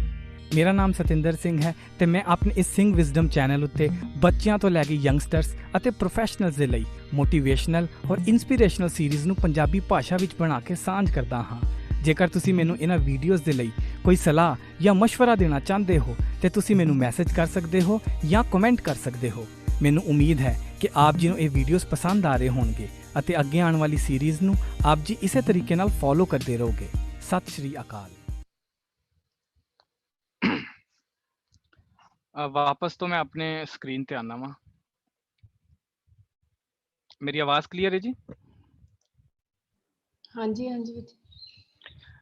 ਅਸੀਂ ਹੁਣ ਇਸ ਟੌਪਿਕ ਦੇ ਅੰਦਰ ਜਿਹੜੀਆਂ ਚੀਜ਼ਾਂ ਦੇਖੀਆਂ ਨੇ, ਮੈਂ ਉਹਨਾਂ ਨੂੰ ਜਿਹੜਾ ਥੋੜਾ ਵਿਸਥਾਰ ਦੇ ਨਾਲ ਬੱਚਿਆਂ ਦੇ ਨਾਲ ਸ਼ੇਅਰ ਕਰਾਂਗਾ। ਸਭ ਤੋਂ ਪਹਿਲੀ ਚੀਜ਼ ਇਹਨੇ ਦੱਸੀ ਹੈ ਸੂਡੋ ਵਰਕਿੰਗ। ਇਹ ਸਾਡੀ ਲਾਈਫ ਦੇ ਅੰਦਰ ਨਾ ਬਹੁਤ ਕਾਮਨ ਹੋ ਚੁੱਕੀ ਹੈ। ਸੂਡੋ ਸਟੱਡਿੰਗ ਮਤਲਬ ਨਕਲੀ ਸਟੱਡੀ, ਜਿਹਦੇ ਸਾਨੂੰ ਲੱਗਦਾ ਹੈ ਕਿ ਅਸੀਂ ਪੜ੍ਹਦੇ ਪਏ ਹਾਂ ਪਰ ਐਕਚੁਅਲੀ 'ਚ ਉਹ ਪੜ੍ਹਾਈ ਕਿਸੇ ਕੰਮ ਦੀ ਨਹੀਂ ਹੋ ਰਹੀ। ਜਿਸ ਤਰ੍ਹਾਂ ਅੱਜ ਕੱਲ ਬਹੁਤ ਕਾਮਨ ਹੋ ਗਿਆ, ਬੱਚੇ ਟੀਵੀ ਵੇਖਦੇ ਹੋਏ ਪੜ੍ਹਦੇ ਰਹਿੰਦੇ ਨੇ ਕਿ ਸਾਹਮਣੇ ਟੀਵੀ ਚੱਲ ਰਿਹਾ ਹੈ, ਇਹ ਹੱਥ 'ਚ ਕਿਤਾਬ ਫੜੀ ਦੀ ਹੈ। ਜਾਂ ਪਰਿਵਾਰ ਦੇ ਵਿੱਚ ਕੋਈ ਸਾਡਾ ਰਿਸ਼ਤੇਦਾਰ, ਕੋਈ ਮਾਸੀ, ਫੁੱਫੜ, ਚਾਚੀ, ਤਾਈ ਸਾਡੇ ਆ ਗਏ ਨੇ ਤੇ ਅਸੀਂ ਫੈਮਿਲੀ ਨਾਲ ਬਹਿ ਕੇ ਨਾਲੇ ਗੱਲਾਂ ਵੀ ਕਰੀ ਜਾਂਦੇ ਹਾਂ, ਨਾਲ ਆਪਣੀ ਕਿਤਾਬ ਲੈ ਕੇ ਪੜ੍ਹਾਈ ਕਰਨ ਦੀ ਵੀ ਕੋਸ਼ਿਸ਼ ਕਰੀ ਜਾ ਰਹੇ ਹਾਂ। ਸਟੱਡੀ ਯੂਜ਼ਿੰਗ ਇਲੈਕਟ੍ਰੋਨਿਕ ਗੈਜਟਸ, ਜਿਹੜੀ ਅਸੀਂ ਹੁਣੇ ਗੱਲ ਕੀਤੀ ਕਿ ਮੋਬਾਈਲ ਜਿਹੜਾ ਹੈ ਉਹ ਸਭ ਤੋਂ ਵੱਡਾ ਇਸ ਟਾਈਮ ਡਿਸਟਰੈਕਸ਼ਨ ਦਾ, ਇਸ ਅਜੋਕੇ ਯੁੱਗ ਦੇ ਅੰਦਰ ਸਭ ਤੋਂ ਵੱਡਾ ਡਿਸਟਰੈਕਸ਼ਨ ਦਾ ਕਾਰਨ ਬਣ ਚੁੱਕਾ ਹੈ। ਕਿਉਂਕਿ ਤੁਸੀਂ 1 ਮਿੰਟ ਦਾ ਕੋਈ ਕੰਮ ਲੈਣ ਵਾਸਤੇ ਮੋਬਾਈਲ ਚੁੱਕਦੇ ਹੋ ਤੇ ਤੁਹਾਨੂੰ ਪਤਾ ਨਹੀਂ ਲੱਗਦਾ ਕਿ 2 ਘੰਟੇ ਕਦੋਂ ਨਿਕਲ ਗਏ। ਔਰ ਹਾਲਾਂਕਿ ਇਹਦੇ ਵਿੱਚ ਵੀ ਸਟੱਡੀ ਇਹ ਪੂਰੀ ਕਿ ਐਸਾ ਹੁੰਦਾ ਕਿਉਂ ਹੈ, ਸਾਡੇ ਬ੍ਰੇਨ ਦੇ ਕਿਹੜੇ ਉਹਨਾਂ ਨੇ ਐਸੇ ਭੇਦ ਜਾਣ ਲਏ ਨੇ ਕਿ ਉਹ ਇਸ ਪ੍ਰੋਡਕਟ ਨੂੰ ਇੰਨਾ ਨਸ਼ੀਲਾ, ਇੰਨਾ ਐਡਿਕਟ ਬਣਾਉਂਦੇ ਨੇ ਕਿ ਅਸੀਂ ਜਾਣਦੇ ਹਾਂ 1 ਮਿੰਟ ਵਾਸਤੇ ਤੇ 2 ਘੰਟੇ ਹੈ ਨਹੀਂ ਸਾਡੇ ਕੋਲ। ਇਸ ਕਰਕੇ ਜਿਹੜੀ ਅਸੀਂ ਇਲੈਕਟ੍ਰੋਨਿਕ ਗੈਜਟ ਦੇ ਨਾਲ ਜਿਹੜੀ ਸਟੱਡੀ ਕਰਦੇ ਹਾਂ, ਮਤਲਬ ਇਹਦੇ 'ਚ ਅਸੀਂ ਜ਼ੂਮ ਕਾਲਸ ਜਾਂ ਐਜੂਕੇਸ਼ਨਲ ਕਾਲਸ, ਕੋਚਿੰਗ ਕਾਲਸ ਇਹਨਾਂ ਦੀ ਗੱਲ ਨਹੀਂ ਕਰ ਰਹੇ। ਅਸੀਂ ਇਹਦੀ ਜਿਹੜੀ ਭੈੜੀ ਵਰਤੋਂ ਹੈ ਇਹਨਾਂ ਚੀਜ਼ਾਂ ਦੀ ਨਾ, ਅਸੀਂ ਉਹਨਾਂ ਦੀ ਵਿਚਾਰ ਇਹਦੇ 'ਚ ਕਰ ਰਹੇ ਹਾਂ। ਟੈਬਲੇਟ ਨੇ, ਕਈਆਂ ਨੂੰ ਸ਼ੌਂਕ ਹੁੰਦਾ ਰੇਡੀਓ ਚਲਾ ਕੇ ਗਾਣੇ ਸੁਣਦੇ ਹੋਏ, ਹੈ ਨਾ, ਕਿ ਬਈ ਅਸੀਂ ਕੋਈ ਨਾ ਕੋਈ ਸੁਣਦੇ ਰਹਿੰਦੇ ਹਾਂ। ਅੱਛਾ, ਬੱਚੇ ਗਰੁੱਪ ਸਟੱਡੀ ਕਰਦੇ ਨੇ ਯਾਰਾਂ ਦੋਸਤਾਂ ਨਾਲ ਜਾ ਕੇ ਕਿ ਬਈ ਮੈਂ ਇਹਦੇ ਨਾਲ ਪੜਾਂਗਾ ਜਾਂ ਮੈਂ ਉਹਦੇ ਨਾਲ ਪੜਾਂਗਾ। ਉਹਦੇ 'ਚ ਜੇ ਤੇ ਗੱਲਾਂ ਬਾਤਾਂ ਨਹੀਂ ਹੋ ਰਹੀਆਂ ਫਿਰ ਤੇ ਚਲੋ ਕੋਈ ਉਹਦੇ 'ਚ ਮਕਸਦ ਨਜ਼ਰ ਆਉਂਦਾ, ਪਰ ਜ਼ਿਆਦਾਤਰ ਸਮਾਂ ਜਿਹੜਾ ਹੈ ਉਹ ਗੱਲਾਂ ਬਾਤਾਂ ਦੇ ਨਾਲ, ਉਹ ਠੱਠੇ ਮਸ਼ਕਰੀ ਕਰਦੇ ਗੁਜ਼ਰ ਜਾਂਦਾ ਹੈ। ਇਸ ਜਿਹੜਾ ਇਹ ਰਿਸਰਚਰ ਹੈਗਾ ਇਹਨੇ ਦੱਸਿਆ ਕਿ ਇਹ ਸੂਡੋ ਸਟੱਡੀ ਹੈ, ਔਰ ਰੀਅਲ ਸਟੱਡੀ ਜਿਹੜੀ ਹੈ ਨਾ ਇਹ ਬਹੁਤ ਦੂਰ ਰਹਿ ਜਾਂਦੀ ਹੈ ਇਹਦੇ ਤੋਂ। ਅਸੀਂ ਆਪਣੀ ਵੀਡੀਓ ਦੇ ਵਿੱਚ ਵੀ ਇਹੀ ਦੇਖਿਆ ਕਿ ਸੂਡੋ ਸਟੱਡੀ ਔਰ ਰੀਅਲ ਸਟੱਡੀ 'ਚ ਇੰਨਾ ਜ਼ਿਆਦਾ ਫਰਕ ਹੁੰਦਾ। ਇਹਦਾ ਪਛਾਣ ਸਾਨੂੰ ਐਜ਼ ਅ ਚਾਈਲਡ ਸਾਨੂੰ ਕਰਨੀ ਬਹੁਤ ਜ਼ਿਆਦਾ ਜ਼ਰੂਰੀ ਹੈ ਕਿ ਅਸੀਂ ਆਪਣਾ ਸਮਾਂ ਕਿੱਥੇ ਬਰਬਾਦ ਕਰ ਰਹੇ ਹਾਂ। ਇਸ ਤੋਂ ਅਲੱਗ ਅੱਗੇ ਇੱਕ ਡੀਪ ਵਰਕ ਦੀ ਇੱਕ ਪੂਰੀ ਥਿਉਰੀ ਹੈਗੀ ਹੈ ਕਿ ਡੀਪ ਵਰਕ ਦਾ ਮਤਲਬ ਹੁੰਦਾ ਹੈ ਕਿ ਤੁਸੀਂ ਭਾਵੇਂ ਅੱਧੇ ਘੰਟੇ ਵਾਸਤੇ ਫੋਕਸ ਨਾਲ ਸਟੱਡੀ ਕਰੋ, ਭਾਵੇਂ 15 ਮਿੰਟ ਵਾਸਤੇ ਫੋਕਸ ਨਾਲ ਸਟੱਡੀ ਕਰੋ, ਲੇਕਿਨ ਉਹ ਫੋਕਸ ਤੁਹਾਡੀ 100% ਕੰਸੈਂਟਰੇਸ਼ਨ ਦੇ ਨਾਲ ਹੋਣਾ ਚਾਹੀਦਾ ਹੈ। ਇਹਦੇ ਵਾਸਤੇ ਨਾ ਮੈਨੂੰ ਬਚਪਨ ਤੋਂ ਆਪਣੇ ਇੱਕ ਕਹਾਣੀ ਯਾਦ ਆਉਂਦੀ ਹੈ। ਅਸੀਂ ਬਚਪਨ 'ਚ ਅਕਸਰ ਸੁਣਦੇ ਹੁੰਦੇ ਸੀ ਕਿ ਬਈ ਇੱਕ ਲੇਡੀ ਹੁੰਦੀ, ਇੱਕ ਭੈਣ ਜੀ ਹੁੰਦੇ ਨੇ, ਉਹ ਇੱਕ ਖੂਹ ਦੇ ਕੋਲ ਜਾ ਕੇ ਨਾ ਰੋਜ਼ ਪਾਣੀ ਕੱਢਦੇ ਸੀ ਆਪਣਾ ਘੜਾ ਲਿਜਾ ਕੇ। ਤੇ ਉਸ ਖੂਹ ਦਾ ਜਿਹੜਾ ਉਹ ਗੋਲਾ ਜਿਹਾ ਬਣਿਆ ਹੁੰਦਾ ਨਾ, ਜਿੱਥੇ ਭਾਂਡੇ ਰੱਖਣ ਦੀ ਥਾਂ ਹੁੰਦੀ ਹੈ, ਤੇ ਉਹ ਜਿਹੜੀ ਉਹ ਬੀਬੀ ਹੈ ਉਹ ਰੋਜ਼ ਨਾ ਉਸ ਘੜੇ ਨੂੰ ਉੱਥੇ ਹੀ ਰੱਖਦੀ ਸੀ, ਉਸੇ ਜਗ੍ਹਾ ਤੇ ਜਾ ਕੇ। 1 ਦਿਨ, 2 ਦਿਨ, 3 ਦਿਨ, ਤੇ ਉਹ ਕਹਾਣੀ ਜਿਸ ਤਰ੍ਹਾਂ ਮੈਨੂੰ ਯਾਦ ਹੈ ਕਿ ਉਹਦੇ ਚੋਂ ਅੱਗੇ ਦੱਸਦਾ ਹੈ ਕਿ ਉਹ ਜਿਹੜੀ ਥਾਂ ਤੇ ਰੋਜ਼ ਮਟਕਾ ਰੱਖਦੀ ਸੀ ਨਾ, ਉੱਥੇ ਖੱਡਾ ਪੈ ਜਾਂਦਾ ਹੈ। ਉਹ ਮਟਕੇ ਦਾ ਨਿਸ਼ਾਨ ਹੀ ਉਸ ਪੱਥਰ ਦੇ ਉੱਤੇ ਬਣ ਜਾਂਦਾ ਹੈ। ਮਤਲਬ ਮਿੱਟੀ ਨਹੀਂ, ਕੋਈ ਮਾਸ ਨਹੀਂ, ਇੱਕ ਪੱਥਰ ਦੀ ਗੱਲ ਕਰ ਰਹੇ ਹਾਂ। ਉਸ ਪੱਥਰ ਤੇ ਜਦੋਂ ਬਾਰ-ਬਾਰ ਇੱਕੋ ਚੀਜ਼ ਨੂੰ ਉਸੇ ਤਰਤੀਬ ਨਾਲ, ਉਸੇ ਤਰੀਕੇ ਨਾਲ ਰੱਖਿਆ ਜਾਂਦਾ ਹੈ, ਵਜ਼ਨ ਪਾਇਆ ਜਾਂਦਾ ਹੈ, ਤੇ ਉੱਥੇ ਉਹਦਾ ਨਿਸ਼ਾਨ ਹੀ ਬਣ ਜਾਂਦਾ ਹੈ। ਹੁਣ ਜਦੋਂ ਅਸੀਂ ਸੂਡੋ ਵਰਕਿੰਗ ਦੀ ਗੱਲ ਕੀਤੀ, ਹੋਰ ਡੀਪ ਵਰਕ ਦੀ ਗੱਲ ਕੀਤੀ ਕਿ ਆਪਣਾ ਫੋਕਸ ਬਣਾਈਏ ਕਿੱਦਾਂ, ਸਾਨੂੰ ਇਹ ਸਮਝ ਆ ਗਿਆ ਕਿ ਸਾਨੂੰ ਇਹਨਾਂ ਚੀਜ਼ਾਂ ਦੀ ਚਿੰਤਾ ਕਰਨ ਦੀ ਲੋੜ ਨਹੀਂ ਹੈਗੀ। ਵੈਸੇ ਵੀ ਗੁਰੂ ਸਾਹਿਬ ਕਹਿੰਦੇ ਨੇ ਨਾ ਕਰ ਚਿੰਤਾ ਹੈ ਕਰਤੇ, ਤੇ ਚਲੋ ਉਹਨਾਂ ਪੱਖ ਸਾਨੂੰ ਸਮਝ ਆ ਗਿਆ। ਉਸ ਤੋਂ ਬਾਅਦ ਸਾਨੂੰ ਇਹ ਵੀ ਸਮਝ ਆ ਗਿਆ ਕਿ ਅਸੀਂ ਸਾਡੇ ਕੰਟਰੋਲ 'ਚ ਐਕਚੁਅਲੀ 'ਚ ਹੈਗਾ ਕੀ ਹੈ, ਸਾਡਾ ਖੁਦ ਦਾ ਬਿਹੇਵੀਅਰ, ਸਾਡਾ ਖੁਦ ਦਾ ਟਾਈਮ, ਅਸੀਂ ਲੋਕਾਂ ਨਾਲ ਕਿਸ ਤਰ੍ਹਾਂ ਵਿਚਰਦੇ ਹਾਂ, ਸਾਨੂੰ ਇਹ ਵੀ ਸਮਝ ਆ ਗਈ। ਉਸ ਤੋਂ ਬਾਅਦ ਅਸੀਂ ਵੇਖਿਆ ਕਿ ਸੂਡੋ ਜਿਹੜੀ ਸਟੱਡੀ ਅਸੀਂ ਕਰਦੇ ਹਾਂ, ਜਿਹੜੀ ਨਕਲੀ ਸਟੱਡੀ ਹੈ, ਜਿਹੜੀ ਲੱਗਦੀ ਹੈ ਕਿ ਅਸੀਂ ਸਟੱਡੀ ਕਰ ਰਹੇ ਹਾਂ, ਪਰ ਐਕਚੁਅਲੀ 'ਚ ਉਹਦੇ 'ਚ ਕੋਈ ਲਾਹੇਮੰਦ ਨਤੀਜੇ ਹੀ ਪ੍ਰਾਪਤ ਨਹੀਂ ਕਰ ਰਹੇ ਹਾਂ। ਇਸ ਕਰਕੇ ਸਭ ਤੋਂ ਇੰਪੋਰਟੈਂਟ, ਸਭ ਤੋਂ ਜਿਹੜੀ ਜ਼ਰੂਰੀ ਚੀਜ਼ ਹੁੰਦੀ ਹੈ ਉਹ ਹੁੰਦਾ ਹੈ ਕਿ ਅਸੀਂ ਫੋਕਸ ਕਿਸ ਤਰ੍ਹਾਂ ਬਣਾਈਏ ਆਪਣਾ।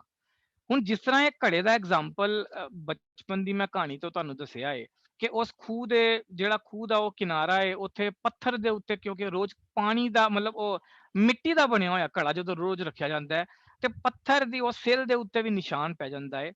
ਦੇਖੋ, ਕੁਝ ਐਸੇ ਤਰ੍ਹਾਂ ਹੀ ਨਾ ਸਾਡੇ ਮਸਤਿਸ਼ਕ, ਸਾਡੇ ਬ੍ਰੇਨ ਦੇ ਅੰਦਰ ਵੀ ਵਾਪਰਦਾ ਹੈ। ਜਦੋਂ ਅਸੀਂ ਕਿਸੇ ਚੀਜ਼ ਨੂੰ ਬਾਰ-ਬਾਰ ਲਗਾਤਾਰ ਕੰਟੀਨਿਊਸਲੀ ਕਰਦੇ ਰਹਿੰਦੇ ਆ ਨਾ, ਜਿਸ ਤਰ੍ਹਾਂ ਉਹ ਪੱਥਰ ਦੇ ਵਿੱਚ ਉਹ ਮਿੱਟੀ ਦਾ ਭਾਂਡਾ ਇੱਕ ਆਪਣੀ ਥਾਂ ਬਣਾ ਲੈਂਦਾ ਨਾ, ਐਸੇ ਤਰੀਕੇ ਨਾਲ ਸਾਡੀਆਂ ਜਿਹੜੀਆਂ ਆਦਤਾਂ ਨੇ, ਸਾਡੀਆਂ ਜਿਹੜੀ ਹੈਬਿਟਸ ਨੇ ਨਾ, ਉਹ ਸਾਡੇ ਅੰਦਰ ਪੱਕੀਆਂ ਹੋ ਜਾਂਦੀਆਂ ਨੇ। ਹੁਣ ਅਸੀਂ ਦੇਖੋ, ਗੁਰੂ ਸਾਹਿਬ ਨੇ ਦੇਖੋ ਕਿੰਨਾ ਸੌਖਾ, ਗੁਰੂ ਸਾਹਿਬ ਨੇ ਤਾਂ ਫਲਸਫਾ ਇੰਨੇ ਗਹਿਰਾਈ ਦੇ ਨਾਲ ਖੋਲੇ ਦੇ ਨੇ ਕਿ ਇਹ ਮਤਲਬ ਜੋ ਹੈ ਕਈ ਵਾਰ ਪੜ੍ਹ ਕੇ ਇੰਨਾ ਅਚੰਭਾ ਵੀ ਹੁੰਦਾ ਔਰ ਇੰਨਾ ਉਤਸ਼ਾਹ ਵੀ ਵੱਧਦਾ ਹੈ। ਗੁਰੂ ਸਾਹਿਬ ਕਹਿੰਦੇ ਨੇ ਕਰ ਕਰਨਾ, ਲਿਖ ਲੈ ਜਾਓ। ਗੁਰੂ ਸਾਹਿਬ ਨੇ ਕਰਨ ਦੀ ਗੱਲ ਇੱਕ ਵਾਰ ਨਹੀਂ ਕਹੀ, ਉਹਨਾਂ ਨੇ ਕਿਹਾ ਕਰ ਕਰਨਾ। ਮਤਲਬ ਕਿ ਇਹ ਜਿਹੜੀ ਕੰਟੀਨਿਊਸ ਪ੍ਰੈਕਟਿਸ ਜਿਹੜੀ ਬਾਰ-ਬਾਰ ਅਸੀਂ ਕਰਦੇ ਆ ਨਾ ਆਪਣੇ ਆਪ ਦੇ ਨਾਲ, ਮੰਨ ਲਓ ਕੋਈ ਟੌਪਿਕ ਨਹੀਂ ਸਮਝ ਆ ਰਿਹਾ, ਕੋਈ ਵਿਸ਼ਾ ਐਸਾ ਹੈ ਜਿਹੜਾ ਨਹੀਂ ਸਮਝ ਆ ਰਿਹਾ ਸਾਨੂੰ, ਮੈਥਮੈਟਿਕਸ ਦਾ ਹੈ ਜਾਂ ਫਿਜ਼ਿਕਸ ਦੀ ਕੋਈ ਥਿਓਰਮ ਹੈ, ਤੇ ਅਸੀਂ ਜਦੋਂ ਉਹਦੀ ਬਾਰ-ਬਾਰ ਪ੍ਰੈਕਟਿਸ ਕਰਦੇ ਆ ਨਾ, ਤੇ ਉਹ ਸਾਡੇ ਬ੍ਰੇਨ ਦੇ ਅੰਦਰ, ਸਾਡੇ ਮਸਤਿਸ਼ਕ ਦੇ ਅੰਦਰ ਇੱਕ, ਜਿਹੜੇ ਸਾਇੰਟਿਸਟ ਕਹਿੰਦੇ ਨੇ, ਉਹ ਕਹਿੰਦੇ ਨੇ ਉਹ ਨਿਊਰੋਪਾਥ ਬਣਾਉਂਦਾ ਹੈ ਆਪਣਾ। ਕਿਉਂਕਿ ਸਾਡੇ ਅੰਦਰ ਸਾਰੇ ਇਹ ਨਿਊਰੋਨਸ ਨੇ ਜਿਹੜੇ ਆ ਸਾਰਾ ਮੈਸੇਜ ਦਿੰਦੇ ਨੇ, ਹੈਬਿਟਸ ਬਣਾਉਂਦੇ ਨੇ, ਸਾਡੀ ਯਾਦਦਾਸ਼ਤ ਸਾਨੂੰ ਕੰਮ ਦਿੰਦੇ ਨੇ ਨਾ। ਤੇ ਇਸੇ ਤਰ੍ਹਾਂ ਹੀ ਇਹ ਜਿਹੜੇ ਨਿਊਰੋਨਸ ਨੇ ਨਾ, ਛੋਟੇ ਨਿਊਰੋਨਸ ਨੇ, ਇਹ ਨਿਊਰੋਨਸ ਦਾ ਆਪਣਾ ਨਿਊਰੋਪਾਥ ਬਣਾ ਲੈਂਦੇ ਨੇ। ਜਦੋਂ ਅਸੀਂ ਕੋਈ ਚੀਜ਼ ਬਾਰ-ਬਾਰ ਉਸੇ ਤਰੀਕੇ ਨਾਲ ਕਰਦੇ ਹਾਂ, ਬਾਰ-ਬਾਰ ਉਸੇ ਤਰੀਕੇ ਨਾਲ ਕਰਦੇ ਹਾਂ, ਜਿਸ ਤਰ੍ਹਾਂ ਭਾਵੇਂ ਸੈਰ ਕਰਨਾ ਵੀ ਇੱਕ ਆਦਤ ਹੈ। ਸਵੇਰੇ ਉੱਠ ਕੇ ਜੇ ਅਸੀਂ ਬਾਣੀ ਪੜ੍ਹਨ ਦੀ ਜੇ ਆਦਤ ਪਾਈਏ, ਹੁਣ ਕਈਆਂ ਨੂੰ ਸਵੇਰੇ ਅੰਮ੍ਰਿਤ ਵੇਲੇ ਉੱਠਣ ਦਾ ਨਹੀਂ ਅਭਿਆਸ ਹੋ ਪਾਉਂਦਾ, ਤੇ ਜਦੋਂ ਉਹ ਅਭਿਆਸ ਅਸੀਂ 1 ਦਿਨ, 2 ਦਿਨ, 10 ਦਿਨ, 15 ਦਿਨ, 20 ਦਿਨ ਤੱਕ ਕਰਦੇ ਰਹਿੰਦੇ ਆ ਨਾ, ਇਹ ਕੁਦਰਤ ਦਾ, ਸਾਡੀ ਸਰੀਰ ਇੱਕ ਐਸਾ ਕੁਦਰਤ ਦਾ ਆਟੋਮੈਟਿਕ, ਅਸੀਂ ਅੱਜ ਤੇ ਆਟੋਮੈਟਿਕ ਰੋਬੋਟਿਕਸ ਦੇਖਦੇ ਆ ਨਾ, ਕਿ ਰੋਬੋਟ ਆਪੇ ਕੰਮ ਕਰ ਰਹੇ ਨੇ। ਇਹ ਗੁਰੂ ਸਾਹਿਬ ਨੇ ਇਹ ਜਿਹੜਾ ਇਨਸਾਨੀ ਜਿਹੜਾ ਸਰੀਰ ਬਣਾਇਆ ਨਾ, ਇਹ ਇੱਕ ਐਸਾ ਰੋਬੋਟ ਹੈ ਕਿ ਇਹ ਤਾਂ ਪਤਾ ਨਹੀਂ ਆਦਿ ਕਾਲ ਕਦੋਂ ਤੋਂ ਚੱਲਿਆ ਆ ਰਿਹਾ ਹੈ। ਕਿਉਂਕਿ ਜਦੋਂ ਹੀ ਕੋਈ ਚੀਜ਼ ਕੰਟੀਨਿਊਸਲੀ ਬਾਰ-ਬਾਰ ਉਸੇ ਸਮੇਂ ਕਰਦੇ ਰਹਿੰਦੇ ਆ ਨਾ, ਉਹ ਸਾਡੇ ਅੰਤःਕਰਨ ਦੇ ਅੰਦਰ ਆਟੋਮੈਟਿਕ ਹੋ ਜਾਂਦੀ ਹੈ ਆਪਣੇ ਆਪ ਹੀ। ਸਾਡੇ ਨਿਊਰੋਪਾਥ ਬ੍ਰੇਨ ਦੇ ਵਿੱਚ ਇਸ ਤਰੀਕੇ ਨਾਲ ਬਣ ਜਾਂਦਾ ਹੈ। ਇਸ ਕਰਕੇ ਬਾਰ-ਬਾਰ ਪ੍ਰੈਕਟਿਸ ਕਰਨਾ, ਚਾਹੇ ਉਹ ਆਪਣਾ ਸਿਲੇਬਸ ਹੈ, ਚਾਹੇ ਉਹ ਆਪਣੀ ਸਟੱਡੀ ਹੈ, ਚਾਹੇ ਇਨਫੈਕਟ ਅਧਿਆਪਕਾਂ ਵਾਸਤੇ, ਟੀਚਰਾਂ ਵਾਸਤੇ ਵੀ, ਉਹਨਾਂ ਨੇ ਕੋਈ ਚੈਪਟਰ ਪੜ੍ਹਾਉਣਾ ਹੈ, ਕੋਈ ਚੈਪਟਰ ਨਹੀਂ ਸਮਝ ਆ ਰਿਹਾ ਨਾ, ਇਹ ਜਿਹੜਾ ਪ੍ਰੈਕਟਿਸ ਵਾਲਾ ਗੁਰੂ ਸਾਹਿਬ ਨੇ ਸਾਨੂੰ ਫਲਸਫਾ ਵੀ ਦਿੱਤਾ ਹੈ, ਕਰ ਕਰਨਾ, ਲਿਖ ਲੈ ਜਾਓ, ਆਪ ਬੀਜ ਆਪੇ ਹੀ ਖਾਓ। ਕਰਨੀ ਹੋਏ ਵਿਚਾਰ, ਗੁਰੂ ਸਾਹਿਬ ਕਹਿੰਦੇ ਨੇ ਕਿ ਤੁਸੀਂ ਜੋ ਇਸ ਮੂਮੈਂਟ ਦੇ ਅੰਦਰ, ਆਪਣੇ ਪ੍ਰੈਜ਼ੈਂਟ ਦੇ ਅੰਦਰ ਜੋ ਕਰ ਰਹੇ ਹੋ ਨਾ, ਇਸ ਖਲਕਤ ਦੇ ਅੰਦਰ ਸਿਰਫ ਉਸੇ ਦਾ ਵਿਚਾਰ ਹੈਗਾ ਹੈ, ਹੋਰ ਕੁਝ ਨਹੀਂ ਹੈਗਾ। ਅੱਜ ਜਿਹੜਾ ਅਸੀਂ ਇਹ ਵੀਡੀਓ ਸਾਰੇ ਬੈਠ ਕੇ ਇਸ ਟਾਈਮ ਜ਼ੂਮ ਕਾਲ ਤੇ ਇੱਕ ਦੂਸਰੇ ਨਾਲ ਵਿਚਾਰ ਕਰ ਰਹੇ ਹਾਂ ਨਾ, ਇਹ ਵੀ ਕਰਨਾ ਦਾ ਹਿੱਸਾ ਹੈ। ਇਹ ਵੀ ਕਰਨੀ ਹੋਏ ਵਿਚਾਰ ਹੈ। ਇਸੇ ਚੀਜ਼ ਦਾ ਜਿਹੜਾ ਸਾਡੇ ਗਗਨ ਦਮਾਮਾ ਵਾਜਿਓ ਹੁੰਦਾ ਜਦੋਂ ਸਾਡੇ ਅੰਦਰ, ਉਹ ਚੀਜ਼ ਬਾਰ-ਬਾਰ ਜਦੋਂ ਸਾਡੇ ਚੱਲਦੀ ਹੈ, ਤੇ ਉਹ ਸਾਡੇ ਦਿਮਾਗ ਦੇ ਅੰਦਰ ਬੈਠ ਜਾਂਦੀ ਹੈ। ਇਸ ਕਰਕੇ ਜਿਹੜਾ ਫੋਕਸ ਦੀ ਸਾਇੰਸ ਹੈ ਨਾ, ਗੁਰੂ ਸਾਹਿਬ ਨੇ ਵੀ ਖੋਲੀ ਹੈ, ਤੇ ਅਸੀਂ ਇਸ ਐਗਜ਼ਾਮਪਲ ਦੇ ਨਾਲ ਵੀ ਇਸੇ ਨੂੰ ਸਮਝਣ ਦੀ ਕੋਸ਼ਿਸ਼ ਕੀਤੀ ਹੈ। ਅੱਗੇ ਅਸੀਂ ਇਹ ਟੌਪਿਕ ਦੇ ਵਿੱਚ ਸਮਝਿਆ ਕਿ 5 ਮਿੰਟ ਦੇ ਵਾਸਤੇ ਨਾ ਸਵੇਰੇ ਉੱਠ ਕੇ ਇੱਕ ਛੋਟਾ ਜਿਹਾ ਟਾਈਮ ਟੇਬਲ ਬਣਾਓ। ਹੁਣ ਮੈਂ ਤੁਹਾਨੂੰ ਇਹਦੇ 'ਚ ਇਹ ਕੁਛ ਇੱਕ ਚੀਜ਼ਾਂ ਦੱਸਾਂਗਾ। ਇਹਦੇ 'ਚ ਮੈਂ ਟੌਪਿਕ ਪੁਆਇੰਟ ਲਿਖੇ ਨੇ, ਸਬਕੌਂਸ਼ੀਅਸ ਰਜਿਸਟਰ। ਕੁਦਰਤ ਨੇ ਸਾਡੇ ਅੰਦਰ ਹੀ ਨਾ ਇੱਕ ਰਜਿਸਟਰ ਬਣਾ ਕੇ ਸਾਨੂੰ ਦਿੱਤਾ ਹੈ, ਸਾਡੇ ਅੰਤःਕਰਨ ਦਾ, ਸਾਡੇ ਸਬਕੌਂਸ਼ੀਅਸ ਦਾ। ਜਦੋਂ ਅਸੀਂ ਕੋਈ ਚੀਜ਼ ਨੂੰ ਉੱਥੇ ਬਾਰ-ਬਾਰ ਇਸ ਤਰੀਕੇ ਨਾਲ ਦਰਜ ਕਰਦੇ ਹਾਂ ਨਾ, ਉਹ ਇੱਕ ਨੈਚੁਰਲ ਰਜਿਸਟਰ ਦੀ ਤਰ੍ਹਾਂ ਕੰਮ ਕਰਦਾ। ਫਿਰ ਤੁਸੀਂ 10 ਦਿਨ ਤੱਕ ਕੋਈ ਕੰਮ, ਫਰਜ਼ ਕਰੋ ਕਿ ਸਵੇਰੇ 5 ਵਜੇ ਉੱਠਣ ਦੀ ਅਸੀਂ ਨਿਯਮ ਬਣਾਉਂਦੇ ਹਾਂ, ਤੁਸੀਂ 10 ਦਿਨ ਤੱਕ ਉਹਨੂੰ ਕਰੋ, 11ਵੇਂ 12ਵੇਂ 13ਵੇਂ ਦਿਨ ਤੁਸੀਂ ਵੇਖੋਗੇ ਉਹ ਰਜਿਸਟਰ ਤੁਹਾਨੂੰ ਆਪੇ ਰਿਮਾਈਂਡਰ ਦੇਗਾ, ਉਹ ਘੜੀ ਦੀ ਘੰਟੀ ਤੁਹਾਡੇ ਬ੍ਰੇਨ 'ਚ ਆਪਣੇ ਆਪ ਵੱਜੇਗੀ, ਹੈ ਨਾ। ਤੇ ਲੇਕਿਨ ਜਦੋਂ ਇਹ ਜਿਹੜਾ ਅਸੀਂ 5 ਮਿੰਟ ਦਾ ਆਪਣੇ ਕੰਮ ਨੂੰ ਲਿਖਣ ਦੀ ਜਿਹੜੀ ਅਸੀਂ ਗੱਲ ਕਰ ਰਹੇ ਹਾਂ, ਇਹਦਾ ਮੇਨ ਪਰਪਸ ਇਹ ਹੈ ਕਿ ਜਦੋਂ ਅਸੀਂ ਕੋਈ ਚੀਜ਼ ਲਿਖਦੇ ਹਾਂ ਨਾ ਆਪਣੇ ਹੱਥ ਨਾਲ, ਇੱਕ ਛੋਟੇ ਜਿਹੇ ਨੋਟਪੈਡ ਦੇ ਉੱਤੇ, ਛੋਟੀ ਕਾਪੀ ਦੇ ਉੱਤੇ ਨਾ, ਉਹ ਸਾਡੇ ਬ੍ਰੇਨ ਦੇ ਵਿੱਚ ਵੀ ਰਜਿਸਟਰ ਹੋ ਜਾਂਦੀ ਹੈ, ਠੀਕ ਉਸੇ ਤਰੀਕੇ ਨਾਲ ਜਿਸ ਤਰ੍ਹਾਂ ਕਾਗਜ਼ ਤੇ ਰਜਿਸਟਰ ਹੋਈ ਹੈ। ਕਿਉਂਕਿ ਉਹ ਸਾਡੇ ਅੰਤःਕਰਨ 'ਚ ਬਾਰ-ਬਾਰ ਸਾਨੂੰ ਯਾਦ ਦਿਵਾਉਂਦੀ ਹੈ ਕਿ ਯਾਰ ਅੱਜ ਮੈਂ ਨਾ ਇਹ ਕੰਮ ਕਰਨਾ ਹੈ, ਇਹ ਚੈਪਟਰ ਕੰਪਲੀਟ ਕਰਨਾ ਹੈ, ਅੱਜ ਮੈਂ ਇੰਨੇ ਚੈਪਟਰ ਕੰਪਲੀਟ ਕਰਨੇ ਨੇ, ਜਾਂ ਟੀਚਰ ਕਹੇਗਾ ਕਿ ਮੈਂ ਅੱਜ ਇਹ ਫਲਾਣਾ ਟੌਪਿਕ ਰੈਡੀ ਕਰਨਾ ਹੈ ਕਿਉਂਕਿ ਕੱਲ ਮੈਂ ਬੱਚਿਆਂ ਨੂੰ ਇਹਨੂੰ ਪੜ੍ਹਾਉਣਾ ਹੈ। ਤੇ ਇਹ ਜਿਹੜਾ ਅਸੀਂ ਬਾਹਰੀ ਕਾਗਜ਼ ਬਣਾਉਂਦੇ ਆ ਨਾ, ਜਿਹਦੇ 'ਚ ਅਸੀਂ ਚੀਜ਼ਾਂ ਨੂੰ ਲਿਖਣੇ ਆ, ਇਹ ਐਕਚੁਅਲੀ 'ਚ ਬਾਹਰ ਦਾ ਨਹੀਂ ਹੈ, ਇਹ ਸਾਡੇ ਅੰਦਰ ਕੰਮ ਕਰਦਾ ਹੈ। ਤੇ ਇਹਦੇ 'ਚ ਇਸੇ ਵੀਡੀਓ ਦੇ ਅੰਦਰ ਅਸੀਂ ਸਮਝਿਆ ਸੀ, ਉਹਨੇ ਦੱਸਿਆ ਕਿ ਇੱਕ ਤੁਸੀਂ ਆਪਣੇ ਇੱਕ ਦਿਨ ਦਾ ਪਲਾਨ ਬਣਾਓ। ਮੰਨ ਲਓ ਅੱਜ 15 ਜੂਨ ਹੈ, 15 ਜੂਨ ਨੂੰ ਮੈਂ ਆਪਣੇ 1 2 3 4 5 6 7 ਕੰਮ ਲਿਖ ਲਏ, ਤੇ ਇੱਕ ਦੂਸਰੇ ਨੋਟਬੁੱਕ 'ਚ ਇਹ ਲਿਖੋ ਕਿ ਅੱਜ ਇਹ ਜਿਹੜੇ ਕੰਮ ਮੈਂ ਲਿਖੇ ਨੇ ਨਾ, ਇਹਨਾਂ ਦੇ ਨਾਲ ਹੋਰ ਦਿਨ ਦੇ ਅੰਦਰ ਕਿਹੜੇ ਹੋਰ ਕੰਮ ਪਤਾ ਲੱਗੇ ਮੈਨੂੰ। ਮੰਮੀ ਨੇ ਮੈਨੂੰ ਕਿਹਾ ਫੋਨ ਦਾ ਬਿੱਲ ਵੀ ਜਮ੍ਹਾਂ ਕਰਾਉਣਾ ਹੀ, ਚਲੋ ਇਹ ਵੀ ਲਿਖ ਲਿਆ ਮੈਂ। ਜਾਂ ਮੈਨੂੰ ਕਿਸੇ ਮਿੱਤਰ ਦਾ ਫੋਨ ਆਇਆ, ਬਈ ਉਹ ਨਾ ਇੱਕ ਟੌਪਿਕ ਬੜਾ ਜ਼ਰੂਰੀ ਮੈਡਮ ਨੇ ਅੱਜ ਇੰਪੋਰਟੈਂਟ ਦੱਸਿਆ, ਉਹ ਪੇਪਰ 'ਚ ਆ ਸਕਦਾ ਹੈ, ਚਲੋ ਮੈਂ ਉਹ ਵੀ ਲਿਖ ਲਿਆ। ਤੇ ਜਦੋਂ ਅਗਲਾ ਦਿਨ ਆਏਗਾ ਨਾ, ਮੈਂ ਉਸ ਕਾਗਜ਼ ਤੋਂ ਦੇਖਾਂਗਾ ਕਿ ਬਈ ਮੇਰੇ ਪਿਛਲੇ ਦਿਨ ਦੇ ਕੰਮ ਹੋ ਗਏ ਪੂਰੇ, ਤੇ ਇਹ ਨਵੇਂ ਕੰਮ ਹੋਰ ਪਤਾ ਲੱਗੇ ਸੀ ਕੱਲ, ਤੇ ਅਸੀਂ ਉਹਨਾਂ ਨੂੰ ਐਡ ਕਰਕੇ ਆਪਣੇ ਅਗਲੇ ਦਿਨ ਦਾ ਵੀ ਇੱਕ ਨਵਾਂ ਸੂਚੀ ਬਣਾ ਲਈ। ਇਸ ਕਰਕੇ ਜਿਹੜਾ 5 ਮਿੰਟ ਦਾ ਕੰਮ ਲਿਖਣ ਦਾ ਜਿਹੜਾ ਇੱਕ ਪ੍ਰੋਸੈਸ ਹੈ ਨਾ, ਇਹ ਆਪਣੇ ਆਪ ਦੇ ਅੰਦਰ ਇੱਕ ਪ੍ਰੈਕਟਿਸ ਹੈਗੀ ਹੈ, ਜਿਹੜੀ ਸਾਡੇ ਬ੍ਰੇਨ ਨੂੰ, ਸਾਡੇ ਦਿਮਾਗ ਨੂੰ ਤਿਆਰ ਕਰਦੀ ਹੈ, ਸਾਨੂੰ ਫੋਕਸਡ ਰੱਖਦੀ ਹੈ ਕਿ ਅਸੀਂ ਕਿਹੜੀਆਂ ਚੀਜ਼ਾਂ ਕਰਨੀਆਂ ਨੇ, ਕਿਹੜੀਆਂ ਚੀਜ਼ਾਂ ਨਹੀਂ ਕਰਨੀਆਂ ਨੇ। ਟੈਨਸ਼ਨ ਨਹੀਂ ਹੋਣ ਦਿੰਦੀ। ਤੁਹਾਨੂੰ ਪਤਾ ਹੈ ਕਿ ਸਾਡੇ ਲਾਈਫ ਦੇ ਅੰਦਰ ਜਿਹੜਾ ਇਹ ਟੈਨਸ਼ਨ ਜਿਹੜਾ ਵਰਡ ਹੈਗਾ ਨਾ, ਤੇ ਜਿਹੜਾ ਤਣਾਅ ਅਸੀਂ ਜਿਹਨੂੰ ਕਹਿੰਦੇ ਆ, ਇਹਦਾ ਸਭ ਤੋਂ ਵੱਡਾ ਕਾਰਨ ਮਿਸਮੈਨੇਜਮੈਂਟ ਹੈ। ਜਦੋਂ ਅਸੀਂ ਆਪਣੇ ਕੰਮਾਂ ਨੂੰ ਵੇਲੇ ਸਿਰ ਨਹੀਂ ਕਰਦੇ ਆ ਨਾ, ਤੇ ਉਹ ਫਿਰ ਬਾਅਦ ਚੋਂ ਸਿਰਫ ਟੈਨਸ਼ਨ ਦਾ ਹੀ ਕਾਰਨ ਬਣਦੇ ਨੇ ਸਾਡੇ ਵਾਸਤੇ।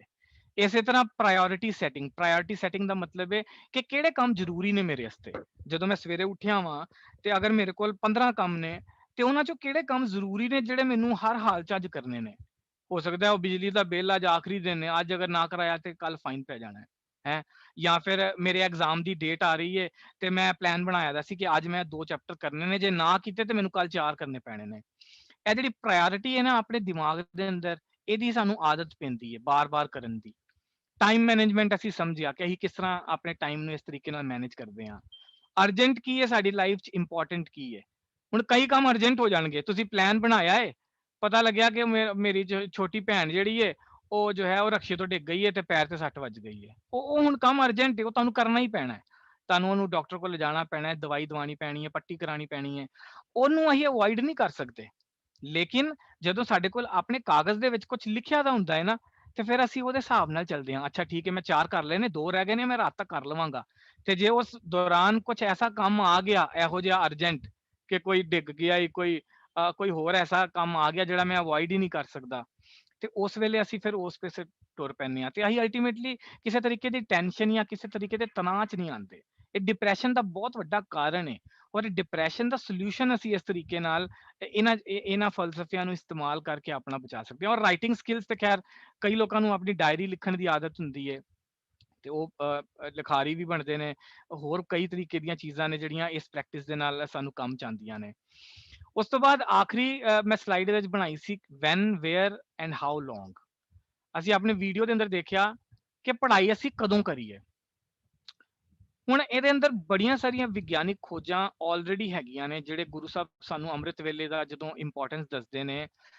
ਮਾਰਨਿੰਗ 'ਚ ਜਦੋਂ ਅਸੀਂ ਸਵੇਰੇ ਉੱਠਦੇ ਹਾਂ ਤੇ ਬ੍ਰੇਨ ਦੇ ਜਿਹੜੇ ਸਪੈਸ਼ਲਿਸਟ ਨੇ ਉਹ ਤਾਂ ਕਹਿੰਦੇ ਨੇ ਜੀ ਉਹ ਡੈਲਟਾ ਸਟੇਜ ਤੇ ਆਂਦਾ, ਉਹ ਅਲਫਾ ਸਟੇਜ ਤੇ ਆਂਦਾ। ਉਹਨਾਂ ਨੇ ਆਪਣੀ ਕਈ ਤਰੀਕੇ ਦੇ ਗਿਆਨ ਨੂੰ ਇਹਨੂੰ ਐਕਸਪਲੋਰ ਕੀਤਾ ਦਾ ਹੈ।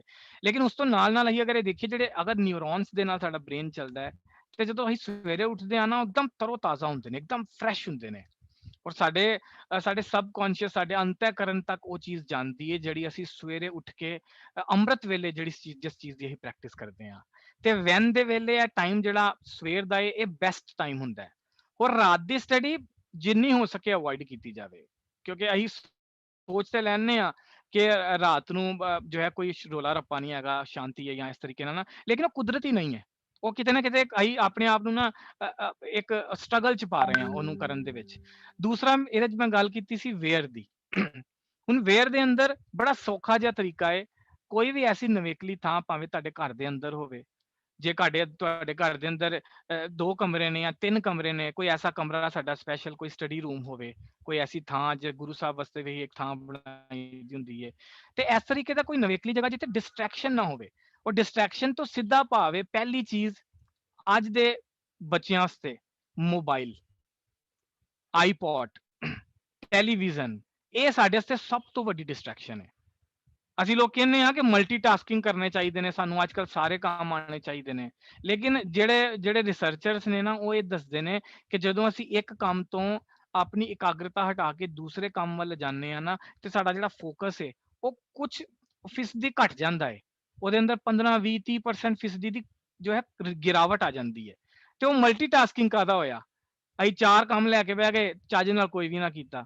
ਇਸ ਕਰਕੇ ਆ ਫੋਕਸ, ਜਿਹੜਾ ਅਸੀਂ ਪੁਆਇੰਟ ਪਿੱਛੇ ਵੀ ਡਿਸਕਸ ਕੀਤਾ ਕਿ ਫੋਕਸ ਕਿੱਦਾਂ ਕਰਨਾ ਚਾਹੀਦਾ ਨਾ, ਉਹਦੇ ਵਾਸਤੇ ਇਹ ਵੇਅਰ ਵਾਲਾ ਪੁਆਇੰਟ ਸਾਡਾ ਬਿਲਕੁਲ ਸਹੀ ਢੁਕਦਾ ਹੈ ਕਿ ਪੜ੍ਹਾਈ ਕਿੱਥੇ ਕੀਤੀ ਜਾਏ, ਜਿੱਥੇ ਸ਼ਾਂਤੀ ਹੋਵੇ, ਇਕਾਗਰਤਾ ਹੋਵੇ, ਜਿੱਥੇ ਤੁਸੀਂ ਆਪਣਾ ਫੋਕਸ ਬਣਾ ਸਕੋ, ਜਿੱਥੇ ਮੋਬਾਈਲ ਜਾਂ ਘੰਟੀਆਂ, ਇਹਨਾਂ ਚੀਜ਼ਾਂ ਦਾ ਡਿਸਟਰੈਕਸ਼ਨ ਘੱਟ ਤੋਂ ਘੱਟ ਹੋਵੇ। ਜੇ ਤੁਹਾਡੇ ਘਰ 'ਚ ਨਹੀਂ ਕੋਈ ਥਾਂ ਹੈਗੀ ਹੈ ਤੇ ਫਿਰ ਟਾਈਮ ਦਾ ਇਸਤੇਮਾਲ ਕਰੋ। ਫਿਰ ਸਵੇਰ ਦੇ ਟਾਈਮ ਉੱਠੋ, ਕਿਉਂਕਿ ਸਵੇਰੇ ਤੇ ਕੋਈ ਰੋਲਾ ਰੱਪਾ ਨਹੀਂ ਹੋਏਗਾ, ਸਵੇਰੇ ਤੇ ਤੁਹਾਨੂੰ ਕਿਸੇ ਬੱਚਿਆਂ ਦੇ ਨਾਲ ਖੇਡਣ ਨਹੀਂ ਜਾਣਾ ਹੋਏਗਾ ਨਾ। ਤੇ ਇਹਨਾਂ ਦੋਨਾਂ ਦੇ ਵਿੱਚ ਸਾਨੂੰ ਕਰਨਾ ਚਾਹੀਦਾ ਹੈ। ਔਰ ਹਾਊ ਲੌਂਗ ਦਾ ਜਿਹੜਾ ਇਸ ਕਿਤਾਬ ਦੇ ਵਿੱਚ ਜਾਂ ਜੋ ਸਟੱਡੀਜ਼ ਵੀ ਦੱਸਦੀਆਂ ਨੇ, ਉਹ ਕਹਿੰਦੀਆਂ ਨੇ ਕਿ ਅਸੀਂ 50 ਮਿੰਟ ਦਾ ਇੱਕਦਮ ਇੱਕ ਫੋਕਸ ਦੇ ਨਾਲ ਅਸੀਂ ਤਿਆਰੀ ਕਰੀਏ ਕਿਸੇ ਟੌਪਿਕ ਦੀ, ਕਿਸੇ ਵਿਸ਼ੇ ਦੀ, ਤੇ ਉਸ ਤੋਂ ਬਾਅਦ 10-15 ਮਿੰਟ ਦੀ ਕੋਈ ਬ੍ਰੇਕ ਲਈਏ। ਲੇਕਿਨ ਜਦੋਂ ਅਸੀਂ ਬ੍ਰੇਕ ਲਈਏ, ਜਦੋਂ ਅਸੀਂ ਥੋੜਾ ਜਿਹਾ ਵਕਫਾ ਪਾਈਏ ਆਪਣੇ ਦੂਸਰੀ ਸਿਟਿੰਗ ਵਾਸਤੇ, ਦੂਸਰੀ ਬੈਠਕ ਵਾਸਤੇ, ਇਹ ਚੀਜ਼ ਦਾ ਧਿਆਨ ਰਹੇ ਕਿਤੇ ਇਹ ਨਾ ਹੋਏ ਕਿ ਉਹ 10 ਮਿੰਟ ਚ ਹੀ ਜੋ ਹੈ ਉਹ ਕੌਣ ਬਣੇਗਾ ਕਰੋੜਪਤੀ ਵੇਖਣ ਲੱਗ ਗਏ ਆ, ਜਾਂ ਅਸੀਂ ਜੋ ਹੈ ਟੀਵੀ ਤੇ ਜਾ ਕੇ ਕਪਿਲ ਸ਼ਰਮਾ ਸ਼ੋਅ ਵੇਖ ਰਹੇ ਆ, ਜਾਂ ਫੇਸਬੁੱਕ ਖੋਲ ਕੇ ਬੈਠ ਗਏ ਆ। ਕਿਉਂਕਿ ਉਹਦੇ ਨਾਲ ਤੁਹਾਡਾ ਜਿਹੜਾ ਧਿਆਨ ਹੈ ਉਹ ਫਿਰ ਦੁਬਾਰਾ ਤੋਂ ਟੁੱਟ ਗਿਆ। ਉਹਨੂੰ ਫੇਰ ਦੁਬਾਰਾ ਹੁਣ ਇਕਾਗਰ ਕਰਕੇ ਲਿਆਉਣਾ ਪਏਗਾ। ਇਸ ਕਰਕੇ ਉਸ ਟਾਈਮ ਦੇ ਦੌਰਾਨ ਕੁਝ ਛੋਟਾ ਮੋਟਾ ਕੁਝ ਖਾਇਆ ਜਾ ਸਕਦਾ ਹੈ, ਪਾਣੀ ਪੀ ਸਕਦੇ ਹਾਂ, ਜਾਂ ਆਪਣੇ ਆਪ ਨੂੰ ਥੋੜਾ ਫਰੈਸ਼ ਫੀਲ ਕਰਾ ਸਕਦੇ ਹਾਂ। ਇਹ ਹਾਊ ਲੌਂਗ ਦਾ ਇਹ ਸਟੱਡੀ ਹੈ, ਲੇਕਿਨ ਇਹ ਕੋਈ ਰੂਲ ਨਹੀਂ ਹੈਗਾ, ਕੋਈ ਕਿਤਾਬ ਨਹੀਂ ਹੈਗੀ, ਹਰ ਕਿਸੇ ਦੇ ਆਪਣੇ ਹਾਲਾਤ ਨੇ। ਔਰ ਇਹ ਜਿੰਨੇ ਵੀ ਵਿਚਾਰਾਂ ਅਸੀਂ ਕਰ ਰਹੇ ਹਾਂ, ਇਹ ਸਭ ਦੇ ਹਾਲਾਤਾਂ ਨਾਲ ਵੱਖਰੀਆਂ ਹੋ ਸਕਦੀਆਂ ਨੇ, ਲੇਕਿਨ ਜਿਹੜੀਆਂ ਬੈਸਟ ਪ੍ਰੈਕਟਿਸਿਸ ਨੇ, ਜਿਹੜੀਆਂ ਇਹ ਦੁਨੀਆ ਭਰ ਦੀਆਂ ਟੌਪ ਯੂਨੀਵਰਸਿਟੀਜ਼, ਹਾਰਵਰਡ, ਸਟੈਨਫੋਰਡ, ਇਹਨਾਂ ਦੇ ਟੌਪਰਸ ਦੇ ਨਾਲ ਜਦੋਂ ਡਿਸਕਸ਼ਨ ਕੀਤੀ ਗਈ, ਤੇ ਇਹ ਕੁਝ ਕਾਮਨ ਪੁਆਇੰਟ ਸਾਰਿਆਂ ਨੇ ਦੱਸੇ, ਜਿਨ੍ਹਾਂ ਨੂੰ ਮੈਂ ਇਸ ਸਲਾਈਡ ਦੇ ਰਾਹੀਂ ਬੱਚਿਆਂ ਦੇ ਨਾਲ ਇਹਦੀ ਸਾਂਝ ਕੀਤੀ ਹੈ। ਟਾਈਮ ਮੈਨੇਜਮੈਂਟ ਸਭ ਤੋਂ ਜ਼ਿਆਦਾ ਜ਼ਰੂਰੀ ਹੈ, ਸਾਡੀ ਹੈਬਿਟ ਬਿਲਡਿੰਗ ਸਭ ਤੋਂ ਜ਼ਿਆਦਾ ਜ਼ਰੂਰੀ ਹੈ, ਕਿ ਸਾਡੀਆਂ ਆਦਤਾਂ ਕਿੱਦਾਂ ਦੀਆਂ ਨੇ। ਆਦਤਾਂ ਦੇ ਲਈ ਲੋਕੀ ਅਕਸਰ ਕਹਿੰਦੇ ਨੇ ਕਿ ਵੀਰ ਜੀ ਆਦਤਾਂ ਕਿੱਥੇ ਬਦਲਦੀਆਂ ਨੇ, ਆਦਤਾਂ ਕਿੱਥੇ ਬਦਲਦੀਆਂ ਨੇ। ਆਦਤਾਂ ਜਿਸ ਤਰੀਕੇ ਨਾਲ ਬਣਦੀਆਂ ਨੇ, ਉਸੇ ਤਰੀਕੇ ਨਾਲ ਚੇਂਜ ਵੀ ਕੀਤੀਆਂ ਜਾ ਸਕਦੀਆਂ ਨੇ, ਕਿਉਂਕਿ ਅਸੀਂ ਸਮਝਿਆ ਕਿ ਸਾਡਾ ਬ੍ਰੇਨ ਜਿਹੜਾ ਹੈ ਉਹ ਨਿਊਰੋਪਾਥਸ ਦੇ ਉੱਤੇ ਕੰਮ ਕਰਦਾ ਹੈ। ਤੇ ਜਦ ਗੁਰੂ ਸਾਹਿਬ ਨੇ ਸਾਨੂੰ ਇਸ ਚੀਜ਼ ਦਾ ਹੁੰਗਾਰਾ ਦੇ ਦਿੱਤਾ ਕਿ ਕਰ ਕਰ ਕਰਨਾ ਲਿਖ ਲੈ ਜਾਓ, ਆਪ ਬੀਜ ਆਪੇ ਹੀ ਖਾਓ, ਨਾਨਕ ਹੁਕਮੀ ਆਓ ਜਾਓ, ਅਸੀਂ ਹੁਕਮ ਦੇ ਵਿੱਚ ਐਂਟਰ ਕਰ ਜਾਂਦੇ ਹਾਂ। ਤੇ ਇਸ ਤਰੀਕੇ ਦੇ ਜਿਹੜੇ ਵਿਚਾਰ ਨੇ, ਸਪੈਸ਼ਲੀ ਸਟੂਡੈਂਟਸ ਦੇ ਲਈ, ਬੱਚਿਆਂ ਦੇ ਲਈ, ਇਹ ਬੜੇ ਇੰਪੋਰਟੈਂਟ ਨੇ, ਸਾਨੂੰ ਇਹਨਾਂ ਦਾ ਧਿਆਨ ਰੱਖਣਾ ਚਾਹੀਦਾ ਹੈ। ਮੈਂ ਆਪਣਾ ਜਿਹੜਾ ਚੈਨਲ ਦੇ ਵਾਸਤੇ ਮੈਂ ਛੋਟਾ ਜਿਹਾ ਸਿਰਫ ਇੱਕ ਦੱਸਾਂਗਾ ਬਰੀਫ ਦੇ ਵਿੱਚ, ਕਿ ਪੰਜਾਬੀ ਦੇ ਵਿੱਚ ਮੈਨੂੰ ਇਹੋ ਜਿਹੇ ਬੜੇ ਘੱਟ ਉਪਰਾਲੇ ਨਜ਼ਰ ਆਉਂਦੇ ਸੀ ਕਿ ਡਿਜੀਟਲ ਮਾਡਰਨ ਟੈਕਨੀਕ ਨੂੰ ਯੂਜ਼ ਕਰਕੇ, ਐਨੀਮੇਸ਼ਨ ਨੂੰ ਯੂਜ਼ ਕਰਕੇ ਅਸੀਂ ਆਪਣੇ ਬੱਚਿਆਂ ਤੱਕ, ਆਪਣੇ ਯੰਗਸਟਰਸ ਤੱਕ ਪੰਜਾਬੀ ਭਾਸ਼ਾ ਦੀ ਜ਼ਿਆਦਾ ਤੋਂ ਜ਼ਿਆਦਾ ਵਰਤੋਂ ਕਰਦੇ ਹੋਏ ਜਾਈਏ। ਚਾਹੇ ਇਹ ਕਿਤਾਬਾਂ ਕੋਈ ਅਧਿਆਤਮਕ ਗੱਲਾਂ ਨਹੀਂ ਕਰਦੀਆਂ, ਦੁਨਿਆਵੀ ਪੱਖ ਤੋਂ ਹੀ ਬਣੀਆਂ ਦੀਆਂ ਨੇ, ਲੇਕਿਨ ਜਦੋਂ ਅਸੀਂ ਸੁਚੱਜੀ, ਸਾਫ਼ ਸੁਥਰੀ, ਇੱਕ ਕੁਆਲਿਟੀ ਵਾਲੀ ਪੰਜਾਬੀ ਇਸਤੇਮਾਲ ਕਰਦੇ ਹਾਂ, ਤੇ ਸਾਡਾ ਖੁਦ ਦਾ ਉਤਸ਼ਾਹ ਵੱਧਦਾ ਹੈ, ਸਾਨੂੰ ਆਪਣਾ ਮਨ ਕਰਦਾ ਹੈ। ਗੁਰੂ ਸਾਹਿਬ ਨੇ ਗੁਰਬਾਣੀ ਦੇ ਵੱਲ ਸਾਡਾ ਰੁਝਾਨ ਹੁੰਦਾ ਹੈ। ਇਹਨਾਂ ਵੀਡੀਓਜ਼ ਨੂੰ ਬਣਾਉਣ ਵੇਲੇ ਮੈਂ ਅਕਸਰ ਇਹ ਧਿਆਨ ਰੱਖਣਾ ਵਾ ਕਿ ਗੁਰਬਾਣੀ ਦੇ ਅੱਖਰ ਵਰਤੋਂ ਚ ਲਿਆਏ ਜਾਣ। ਜਿਸ ਤਰ੍ਹਾਂ ਹੁਣ ਪੌੜੀਆਂ ਨੇ, ਜਿਸ ਤਰ੍ਹਾਂ ਸ਼ਹਿਰਾਂ ਦੇ ਵਿੱਚ ਹੀ ਲੋਕ ਰਹਿੰਦੇ ਆ, ਇੱਥੇ ਤੇ ਖੈਰ ਬੜੇ ਸਾਰੇ ਬੱਚੇ ਨੇ ਜਿਹੜੇ ਪੰਜਾਬ ਤੋਂ ਹੀ ਨੇ, ਪਰ ਜੇ ਤੁਸੀਂ ਸ਼ਹਿਰੀ ਜ਼ਿੰਦਗੀ ਦੀ ਗੱਲ ਕਰੋ, ਹੈਦਰਾਬਾਦ, ਬੈਂਗਲੋਰ, ਦਿੱਲੀ, ਗੁੜਗਾਉਂ, ਨੋਇਡਾ, ਇੱਥੇ ਤੇ ਲੋਕਾਂ ਨੇ ਇਸ ਤਰ੍ਹਾਂ ਮਾਡਰਨ ਹੀ ਸਮਝਣ ਲੱਗ ਗਏ ਨੇ ਕਿ ਵੀ ਖਰੇ ਪੰਜਾਬੀ ਹੈ ਨਾ, ਜਿਹੜਾ ਪੌੜੀਆਂ ਹੀ ਆਪਣੇ ਅੱਖਰਾਂ ਚ ਨਹੀਂ ਬੋਲਦੇ ਆ ਅੱਜ ਕੱਲ੍ਹ ਭਾਸ਼ਾ ਦੇ ਵਿੱਚ, ਸੀੜੀਆਂ ਬੋਲ ਦਿੰਦੇ ਆ, ਮਾਡਰਨ ਹੋ ਜਾਂਦੇ ਆ, ਸਟੇਅਰਸ ਬੋਲ ਦਿੰਦੇ ਆ ਨਾ।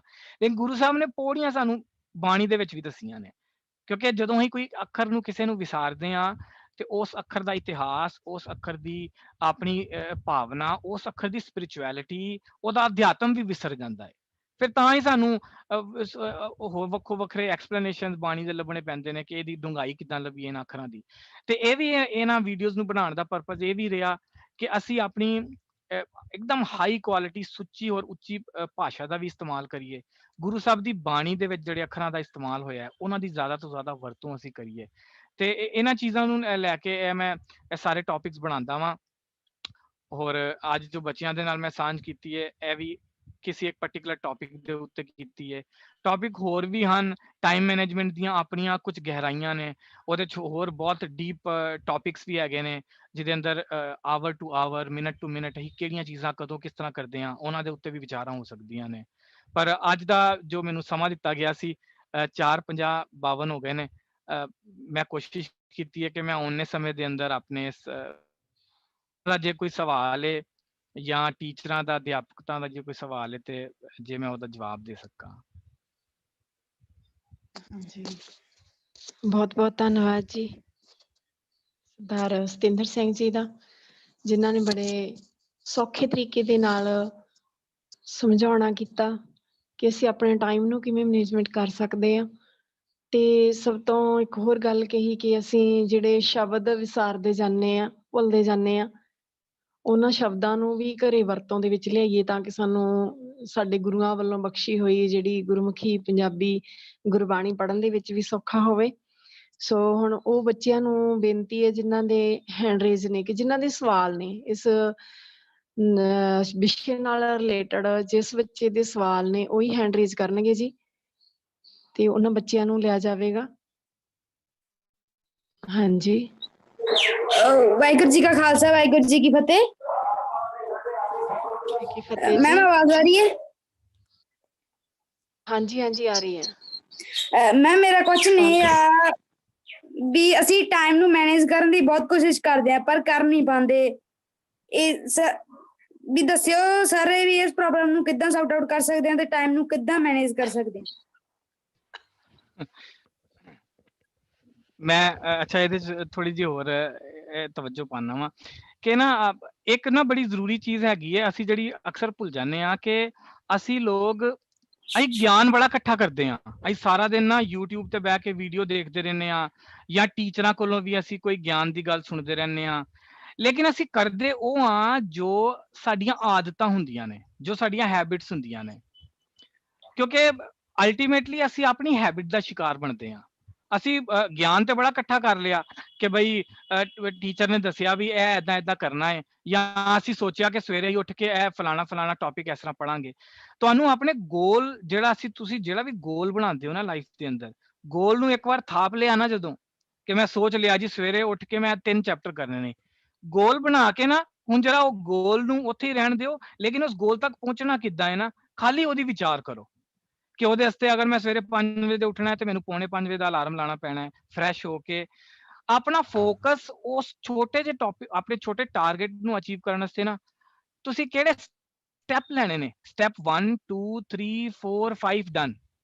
ਜੇ ਅਸੀਂ ਇਸ ਤਰੀਕੇ ਨਾਲ ਤੋੜ ਕੇ ਆਪਣੇ ਗੋਲ ਤੱਕ ਜਾਣ ਦੀ ਗੱਲ ਨਹੀਂ ਨਾ ਕਰਦੇ, ਅਸੀਂ ਹਮੇਸ਼ਾ ਫੇਲ ਹੋ ਜਾਵਾਂਗੇ, ਹਮੇਸ਼ਾ ਫੇਲ ਹੋ ਜਾਵਾਂਗੇ। ਗੁਰੂ ਸਾਹਿਬ ਨੇ ਵੀ ਬਾਣੀ 'ਚ ਕਿਹਾ ਕਿ ਅਸੀਂ ਅਲਟੀਮੇਟਲੀ ਸੁਣਦੇ ਅਸੀਂ ਆਪਣੇ ਮਨ ਦੀ ਆ। ਸਾਨੂੰ ਟੀਚਰ ਕਹਿ ਲਵੇ, ਪੇਰੈਂਟਸ ਕਹਿ ਲੈਣ, ਪੜੋਸੀ ਕਹਿ ਲੇ, ਭਾਈ ਜੀ ਕਹਿ ਲੈਣ, ਅਸੀਂ ਸੁਣਦੇ ਆਪਣੇ ਮਨ ਦੀ ਆ। ਤੇ ਫਿਰ ਕਿਉਂ ਨਾ ਮਨ ਨੂੰ ਹੀ ਬਲਵਾਨ ਬਣਾ ਲਿਆ ਜਾਏ। ਬਲਵਾਨ ਬਣਾਉਣ ਦਾ ਤਰੀਕਾ ਇਹ ਹੀ ਹੈ ਕਿ ਅਸੀਂ ਆਪਣੇ ਆਪ ਦੇ ਨਾਲ ਵਿਚਾਰ ਕਰੀਏ ਕਿ ਅਸੀਂ ਇਸ ਆਪਣੇ ਗੋਲ ਨੂੰ ਕਿਸ ਤਰ੍ਹਾਂ ਪਹੁੰਚਣਾ ਹੈ। ਜਿਸ ਤਰ੍ਹਾਂ ਉਹ ਬੇਟੀ ਨੇ ਸਵਾਲ ਕੀਤਾ ਹੈ, ਤੇ ਬੇਟੇ ਤੁਹਾਨੂੰ ਇੱਕ ਵਾਰ ਜੋ ਤੁਸੀਂ ਆਪਣਾ ਥਾਪ ਲਿਆ ਨਾ ਆਪਣਾ ਗੋਲ ਕਿ ਹਾਂ ਮੈਂ ਇਸ ਆਪਣੇ ਉਦੇਸ਼ ਤੱਕ ਪਹੁੰਚਣਾ ਹੈ, ਤੁਸੀਂ ਹੁਣ ਉੱਥੇ ਪਹੁੰਚਣ ਦਾ ਜਿਹੜਾ ਰਸਤਾ ਹੈ ਨਾ, ਜਿਹੜੀਆਂ ਪੌੜੀਆਂ ਨੇ, ਜਿਹਦੀ ਪੌੜੀਆਂ ਦੀ ਇਹੀ ਗੱਲ ਕੀਤੀ ਹੈ ਨਾ, ਪੌੜੀ ਦਾ ਸਟੈਪ 1 2 3 4, ਅਸੀਂ ਗੱਲ ਹੀ ਉੱਤੇ ਵੇਖੀ ਜਾ ਰਹੇ ਹਾਂ ਕਿ ਬਈ ਗੋਲ ਅਚੀਵ ਹੋਇਆ ਨਹੀਂ, ਗੋਲ ਅਗਲੇ ਦਿਨ ਵੀ ਨਹੀਂ ਹੋਇਆ, ਤੀਸਰੇ ਦਿਨ ਵੀ ਨਹੀਂ ਹੋਇਆ, ਏਦਾਂ ਕਦੀ ਨਹੀਂ ਹੋਏਗਾ। ਤੁਹਾਨੂੰ ਪੌੜੀਆਂ ਬਣਾਉਣੀਆਂ ਪੈਣਗੀਆਂ, ਮਤਲਬ ਸੌਖਾ ਜਿਹਾ ਤਰੀਕਾ ਲੱਭਣਾ ਪਏਗਾ, ਸਟੈਪ 1 2 3 4 ਡਨ। ਮਤਲਬ ਇਹ ਮੇਰੀ ਤਰਫੋਂ ਇਹ ਮੇਰਾ ਆਈਡੀਆ ਹੈਗਾ ਕਿ ਇਸ ਤਰੀਕੇ ਨਾਲ ਅਸੀਂ ਇਹਨੂੰ ਅਪਰੋਚ ਕਰ ਸਕਦੇ ਹਾਂ। ਧੰਨਵਾਦ ਜੀ। ਹਾਂਜੀ ਬੇਟਾ ਜੀ ਅੱਗੇ। ਹਾਂਜੀ ਸਰ ਵਾਹਿਗੁਰੂ ਜੀ ਕਾ ਖਾਲਸਾ ਵਾਹਿਗੁਰੂ ਜੀ ਕੀ ਫਤਿਹ ਜੀ। ਹਾਂਜੀ ਸਰ ਮੇਰਾ ਕੁਐਸਚਨ ਇਹ ਸੀ ਕਿ ਕਾਫੀ ਬੱਚੇ ਹੁੰਦੇ ਜਿਹੜੇ ਕਹਿੰਦੇ ਕਿ ਅਸੀਂ ਘਰੋਂ ਸਾਰਾ ਟਾਈਮ ਕਰਕੇ ਜਾਂਦੇ ਪਰ ਟਾਸਕ ਸਾਰਾ ਭੁੱਲ ਜਾਂਦੇ, ਇਹਦਾ ਕੀ ਰੀਜ਼ਨ ਹੈ? ਬੇਟਾ ਤੁਹਾਡੀ ਆਵਾਜ਼ ਨਾ ਕੱਟ ਕੇ ਆ ਰਹੀ ਹੈ, ਤੁਸੀਂ ਵੀਡੀਓ ਬੰਦ ਕਰਕੇ ਬੋਲੋ, ਹੁਣ ਬੋਲੋ। ਵਾਹਿਗੁਰੂ ਜੀ। ਵਾਹਿਗੁਰੂ ਜੀ। ਹਾਂਜੀ ਹੁਣ ਬੋਲੋ।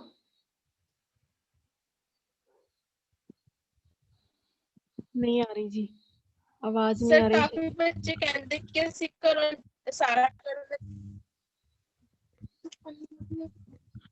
ਵਾਹਿਗੁਰੂ ਜੀ ਅਨਮਿਊਟ ਕਰੋ। ਕਾਫੀ ਬੱਚੇ ਕਹਿੰਦੇ ਕਿ ਅਸੀਂ ਘਰੋਂ ਸਾਰਾ ਲਰਨ ਕਰਕੇ ਜਾਂਦੇ ਆ, ਫਿਰ ਸਕੂਲ 'ਚ ਜਾ ਕੇ ਸਾਰਾ ਟੈਸਟ ਦੇ ਟਾਈਮ। ਵਾਹਿਗੁਰੂ ਜੀ ਕਾ ਵਾਹਿਗੁਰੂ ਜੀ ਕੀ ਫਤਿਹ ਜੀ। ਆਵਾਜ਼ ਨਹੀਂ ਆ ਰਹੀ। ਹਾਂਜੀ ਬੇਟਾ ਤੁਸੀਂ ਬੋਲੋ ਜੀ। ਵਾਹਿਗੁਰੂ ਜੀ ਕਾ ਖਾਲਸਾ ਵਾਹਿਗੁਰੂ ਜੀ ਕੀ ਫਤਿਹ ਜੀ। ਵਾਹਿਗੁਰੂ ਜੀ ਕਾ ਖਾਲਸਾ ਵਾਹਿਗੁਰੂ ਜੀ ਕੀ ਫਤਿਹ। ਹਾਂਜੀ ਬੇਟਾ ਬੋਲੋ ਜੀ।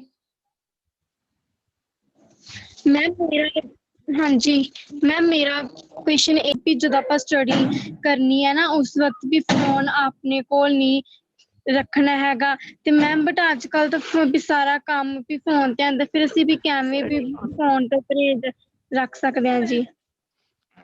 ਮੈਂ ਤੁਹਾਨੂੰ ਨਾ ਇਹਦਾ ਇੱਕ ਜਵਾਬ ਦਿੰਦਾ। ਮੈਂ ਪਿੱਛੇ ਵੀ ਨਾ ਇੱਕ ਗੁਰਦੁਆਰਾ ਸਾਹਿਬ 'ਚ ਇੱਕ ਕੈਂਪ ਕੀਤਾ, ਤੇ ਉੱਥੇ ਵੀ ਇੱਕ ਬੇਟੀ ਨੇ ਏਦਾਂ ਹੀ ਸਵਾਲ ਕੀਤਾ ਕਿ ਵੀਰ ਜੀ ਤੁਸੀਂ ਕਹਿੰਦੇ ਹੋ ਮੋਬਾਈਲ, ਅੱਜ ਕੱਲ ਸਾਰਾ ਕੁਝ ਤੇ ਮੋਬਾਈਲ 'ਚ, ਤੇ ਮੈਂ ਉਹਨਾਂ ਨੂੰ ਕਿਹਾ ਕਿ ਤੁਸੀਂ ਮੋਬਾਈਲ ਤੇ ਕੀ ਦੇਖਣ ਜਾਂਦੇ ਹੋ? ਉਹ ਕਹਿੰਦੀ ਕਿ ਮੈਨੂੰ ਨਾ ਰੈਸਿਪੀਆਂ ਦਾ ਬੜਾ ਸ਼ੌਂਕ ਹੈ, ਮੈਂ ਵੇਖਨੀ ਆ ਕਿ ਕਿਸੇ ਨੇ 2 ਮਿੰਟ ਦੀ ਇੱਕ ਨਾ ਉਹ ਫਲਾਣੀ ਸਬਜ਼ੀ ਬਣਾਉਣ ਦੀ ਰੈਸਿਪੀ ਦੱਸੀ ਦੀ ਹੈ, ਤੇ ਮੈਂ ਉਹ ਮੋਬਾਈਲ ਫੜ ਲੈਣੀ ਆ। ਮੈਂ ਕਿਹਾ ਚਲੋ ਬਹੁਤ ਅੱਛਾ ਹੈ, ਫਿਰ ਕੀ ਕਰਦੇ ਹੋ? ਕਹਿੰਦੀ ਉਹ ਮੈਂ 2 ਮਿੰਟ ਦਾ ਦੇਖ ਲੈਣੀ ਆ, ਲੇਕਿਨ ਪਤਾ ਨਹੀਂ ਚੱਲਦਾ ਉਹ 2 ਮਿੰਟ ਦਾ ਵੇਖਣ ਆਈ ਸੀ, ਘੰਟਾ ਨਿਕਲ ਗਿਆ। ਦੇਖੋ ਪ੍ਰੋਬਲਮ ਇਹ ਹੈ ਕਿ ਸਾਨੂੰ ਨਾ ਸੁਚੇਤ ਹੋਣਾ ਪਏਗਾ। ਜੇ ਮੈਂ ਸਟੱਡੀ ਕਰਨ ਵਾਸਤੇ ਮੋਬਾਈਲ ਫੜਿਆ ਹੈ ਨਾ, ਤੇ ਉਹਦਾ ਕੋਈ ਇੱਕ ਟਾਈਮ ਹੈ ਕਿ ਹਾਂ ਮੇਰੀ ਅੱਜ 1 ਘੰਟੇ ਦੀ ਕਲਾਸ ਹੈ, ਮੈਂ ਆਪਣਾ ਇਹ ਟੌਪਿਕ ਇੱਕ ਚੈਨਲ ਦੇ ਉੱਤੇ ਜਾ ਕੇ ਸਟੱਡੀ ਕਰਨਾ, ਤੇ ਅੱਧੇ ਘੰਟੇ ਦੀ ਉੱਥੋਂ ਮੈਂ ਵੇਖਾਂਗੀ। ਤੇ ਆਪਣੇ ਆਪ ਨੂੰ ਬੰਨ ਕੇ ਰੱਖੋ, ਜਦੋਂ ਉਹ ਅੱਧਾ ਘੰਟਾ ਮੁੱਕਿਆ ਇਮੀਡੀਏਟਲੀ ਫੋਨ ਬੰਦ। ਇਹ ਨਾ ਹੋਏ ਕਿ ਤੁਸੀਂ ਗਏ ਅੱਧਾ ਘੰਟੇ ਦਾ ਕੰਮ ਕਰਨ। ਦੇਖੋ ਅਸੀਂ ਇਸ ਟੈਕਨੋਲੋਜੀ ਦੇ ਖਿਲਾਫ ਗੱਲ ਨਹੀਂ ਕਰ ਰਹੇ ਹਾਂ, है ना। खंजर ਜਿਹੜਾ है वो खंजर डॉक्टर ਦੇ ਹੱਥ ਵੀ ਹੈ ਤੇ ਡਾਕੂ ਦੇ ਹੱਥ ਵੀ ਹੈ, ਤੇ ਅਸੀਂ ਡਾਕੂ ਦੇ ਹੱਥ ਵਾਲਾ ਖੰਜਰ ਥੋੜਾ ਫੜਨਾ ਹੈ, ਅਸੀਂ ਡਾਕਟਰ ਵਾਲਾ ਫੜਨਾ ਹੈ। ਜਿੱਥੇ ਉਸ ਚੀਜ਼ ਦੀ, ਉਸ ਟੈਕਨੋਲੋਜੀ ਦੀ ਲੋੜ ਹੈਗੀ ਹੈ, ਅਸੀਂ ਉਹਨੂੰ ਓਨਾ ਇਸਤੇਮਾਲ ਕਰਨਾ ਹੈ। ਇਹਦੇ ਤੋਂ ਦੂਰ ਤੇ ਬਿਲਕੁਲ ਰਿਹਾ ਹੀ ਨਹੀਂ ਜਾ ਸਕਦਾ। ਦੇਖੋ ਗੁਰੂ ਸਾਹਿਬ ਨੇ ਸਾਨੂੰ ਕਿਹਾ ਹੈ, ਜੈਸੇ ਜਲ ਮੈਂ ਕਮਲ ਨਿਰਾਲਮ, ਮੁਰਗਾਈ ਨੇ ਸਾਣੇ। ਜੇ ਜਲ ਦੇ ਵਿੱਚ ਉਹ ਵੀ ਚਿੱਕੜ ਹੈਗਾ, ਲੇਕਿਨ ਉਹਦੇ ਚ ਕਮਲ ਤੇ ਖਿਲਾਣਾ ਹੈ ਨਾ ਅਸੀਂ। ਤੇ ਜਿੰਨੀਆਂ ਡਿਸਟਰੈਕਸ਼ਨ ਸਾਡੀ ਦੁਨੀਆ ਦੇ ਵਿੱਚ ਹੈਗੀਆਂ ਨੇ, ਅਸੀਂ ਇਹਨਾਂ ਦੇ ਵਿੱਚ ਅਡੋਲ ਬਣਨਾ ਹੈ। ਔਰ ਉਹਦਾ ਤਰੀਕਾ ਸਿਰਫ ਹੈ ਕਿ ਆਪਣਾ ਫੋਕਸ ਕਲੀਅਰ ਰੱਖੋ, ਆਪਣਾ ਇਹ ਦਿਮਾਗ 'ਚ ਟਾਰਗੇਟ ਕਲੀਅਰ ਰੱਖੋ ਕਿ ਮੈਂ ਇਹ ਕੰਮ ਕਰਨ ਆਈ ਹਾਂ, ਮੈਂ ਸਿਰਫ ਉਹੀ ਕਰਾਂਗੀ। ਮੈਂ ਕੋਈ ਉਹਦੇ ਬਾਅਦ ਗਾਣੇ ਨਹੀਂ ਸੁਣਨੇ, ਕੋਈ ਮੂਸੇਵਾਲਾ ਨਹੀਂ ਸੁਣਨਾ, ਕੋਈ ਫਲਾਣਾ ਨਹੀਂ ਸੁਣਨਾ, ਕੋਈ ਮੈਂ ਉੱਥੇ ਗੀਤਕਾਰੀ ਨਹੀਂ ਦੇਖਣੀ, ਕਿਉਂਕਿ ਅਸੀਂ ਉੱਥੇ ਹੀ ਫਿਸਲਦੇ ਹਾਂ।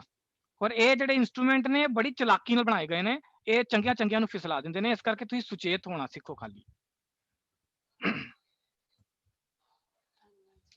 ਹਾਂਜੀ ਬੇਟਾ ਜੀ।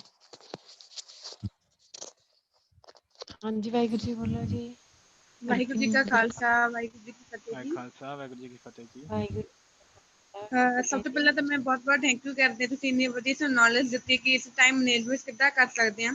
ਤਾਂ ਮੇਰਾ ਕੁਐਸਚਨ ਹੈ ਕਿ ਜੈਸੇ ਆਪਾਂ ਪੜ੍ਹਦੇ ਹਾਂ ਤੇ ਆਪਾਂ ਕਈ ਵਾਰ ਭੁੱਲ ਜਾਂਦੇ ਹਾਂ, ਕਿ ਇਹ 'ਚ ਆਪਣਾ ਪੜ੍ਹਨ ਦੀ ਹੁੰਦੀ ਹੈ ਕਿ ਆਪਾਂ ਜ਼ਿਆਦਾ ਫੋਕਸ ਨਹੀਂ ਕੀਤਾ, ਜਾਂ ਨੋਰਮਲੀ ਸਭ ਭੁੱਲ ਜਾਂਦੇ ਨੇ ਏਦਾਂ ਪੜ੍ਹਿਆ ਹੋਇਆ?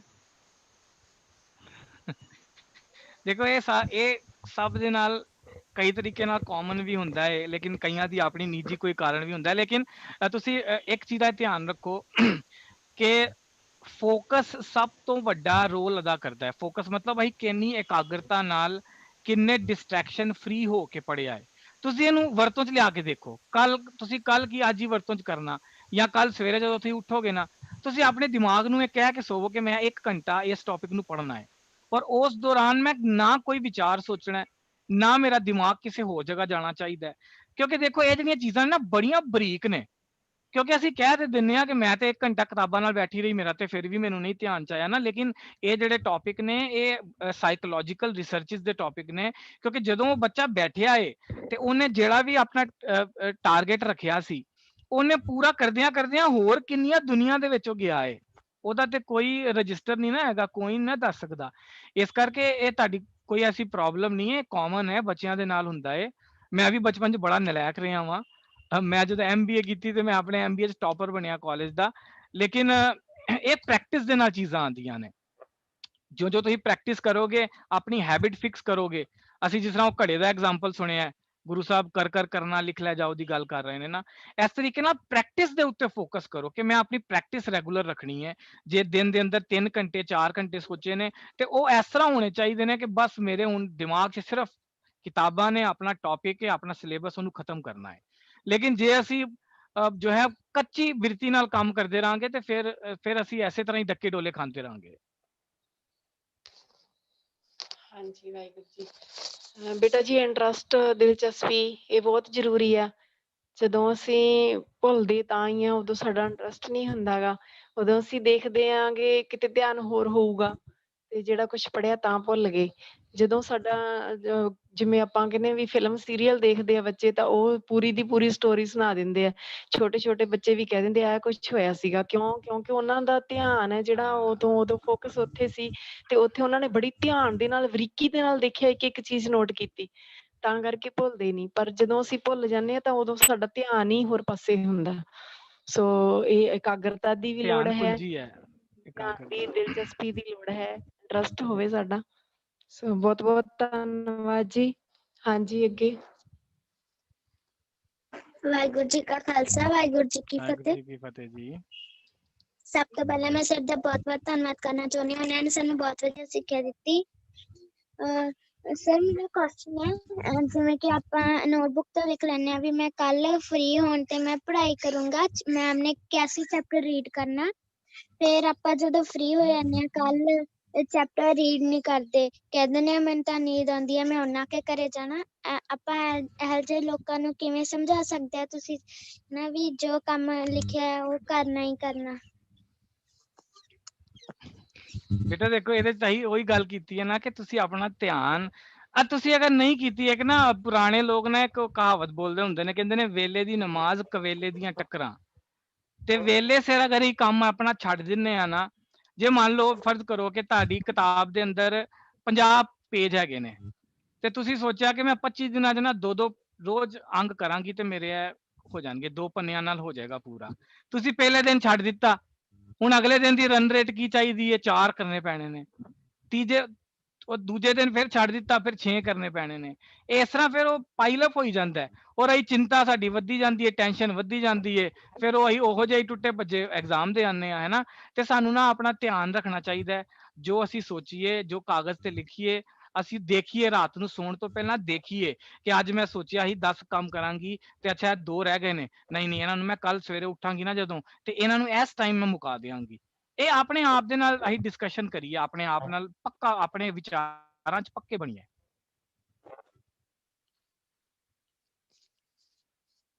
ਹਾਂਜੀ ਵਾਹਿਗੁਰੂ ਜੀ ਕਾ ਖਾਲਸਾ, ਵਾਹਿਗੁਰੂ ਜੀ ਕੀ ਫਤਿਹ ਜੀ। ਖਾਲਸਾ ਵਾਹਿਗੁਰੂ ਫਤਿਹ ਜੀ। ਸਰ ਮੇਰਾ ਕੁਐਸਚਨ ਇਹ ਸੀ ਕਿ ਆਪਾਂ ਮੋਸਟਲੀ ਤੁਸੀਂ ਜਿਹੜੀ ਵੀਡੀਓ ਦਿਖਾਈ ਸੀ ਉਹਦੇ ਵਿੱਚ ਇਹ ਦੱਸਿਆ ਗਿਆ ਸੀ ਕਿ ਸ਼ਾਮ ਨੂੰ ਖਾਣੇ ਤੋਂ ਬਾਅਦ, ਡਿਨਰ ਕਰਨ ਤੋਂ ਬਾਅਦ ਪੜ੍ਹਨਾ ਨਹੀਂ ਜਾਂ ਕੋਈ ਵੀ ਕੰਮ ਨਹੀਂ ਕਰਨਾ। ਮੋਸਟਲੀ ਆਪਾਂ ਤਾਂ ਇੱਥੇ ਕੋਈ ਕਹਿੰਦਾ 11 ਵਜੇ ਤੱਕ ਪੜ੍ਹੇ, 12 ਵਜੇ ਤੱਕ ਪੜ੍ਹੇ। ਮੋਸਟਲੀ ਜਿਹੜੇ ਕੰਮ ਨੇ ਉਹ ਖਾਣੇ ਤੋਂ ਬਾਅਦ ਕੀਤੇ ਜਾਂਦੇ ਨੇ। ਇਹ ਮੈਂ ਕੁਐਸਚਨ ਹੈ ਵੀ ਕਿਉਂ ਨਹੀਂ ਰਾਤ ਨੂੰ ਖਾਣੇ ਤੋਂ ਬਾਅਦ ਪੜ੍ਹਨਾ ਜਾਂ ਕੋਈ ਵੀ ਕੰਮ ਕਰਨਾ? ਦੇਖੋ ਕੁਦਰਤ ਦਾ ਨਾ ਇੱਕ ਸਾਈਕਲ ਬਣਿਆ ਹੈ। ਤੁਸੀਂ ਪੰਛੀਆਂ ਨੂੰ ਦੇਖੋ, ਪੰਛੀ ਜਿਹੜੇ ਨੇ ਸਵੇਰੇ ਕਦੋਂ ਜਾਗਦੇ ਨੇ ਤੇ ਉਹ ਸੂਰਜ ਜੋ ਹੈ ਡੁੱਬਣ ਤੋਂ ਪਹਿਲਾਂ ਆਪਣਾ ਉਹ ਪਹੁੰਚ ਚੁੱਕੇ ਹੁੰਦੇ ਨੇ। ਇੱਕ ਕੁਦਰਤ ਦਾ ਇੱਕ ਨਿਯਮ ਹੈ। ਇਹ ਕੋਈ ਤੁਹਾਨੂੰ ਹਾਰਡ ਐਂਡ ਫਾਸਟ, ਮੈਂ ਕੋਈ ਡੰਡੀ ਲੈ ਕੇ ਟੀਚਰ ਨਹੀਂ ਹੈਗਾ ਵਾਂ ਕਿ ਤੁਹਾਨੂੰ ਕਹਾਂਗਾ ਕਿ ਨਹੀਂ ਤੁਸੀਂ 11 ਵਜੇ ਨਹੀਂ ਕਰਨਾ।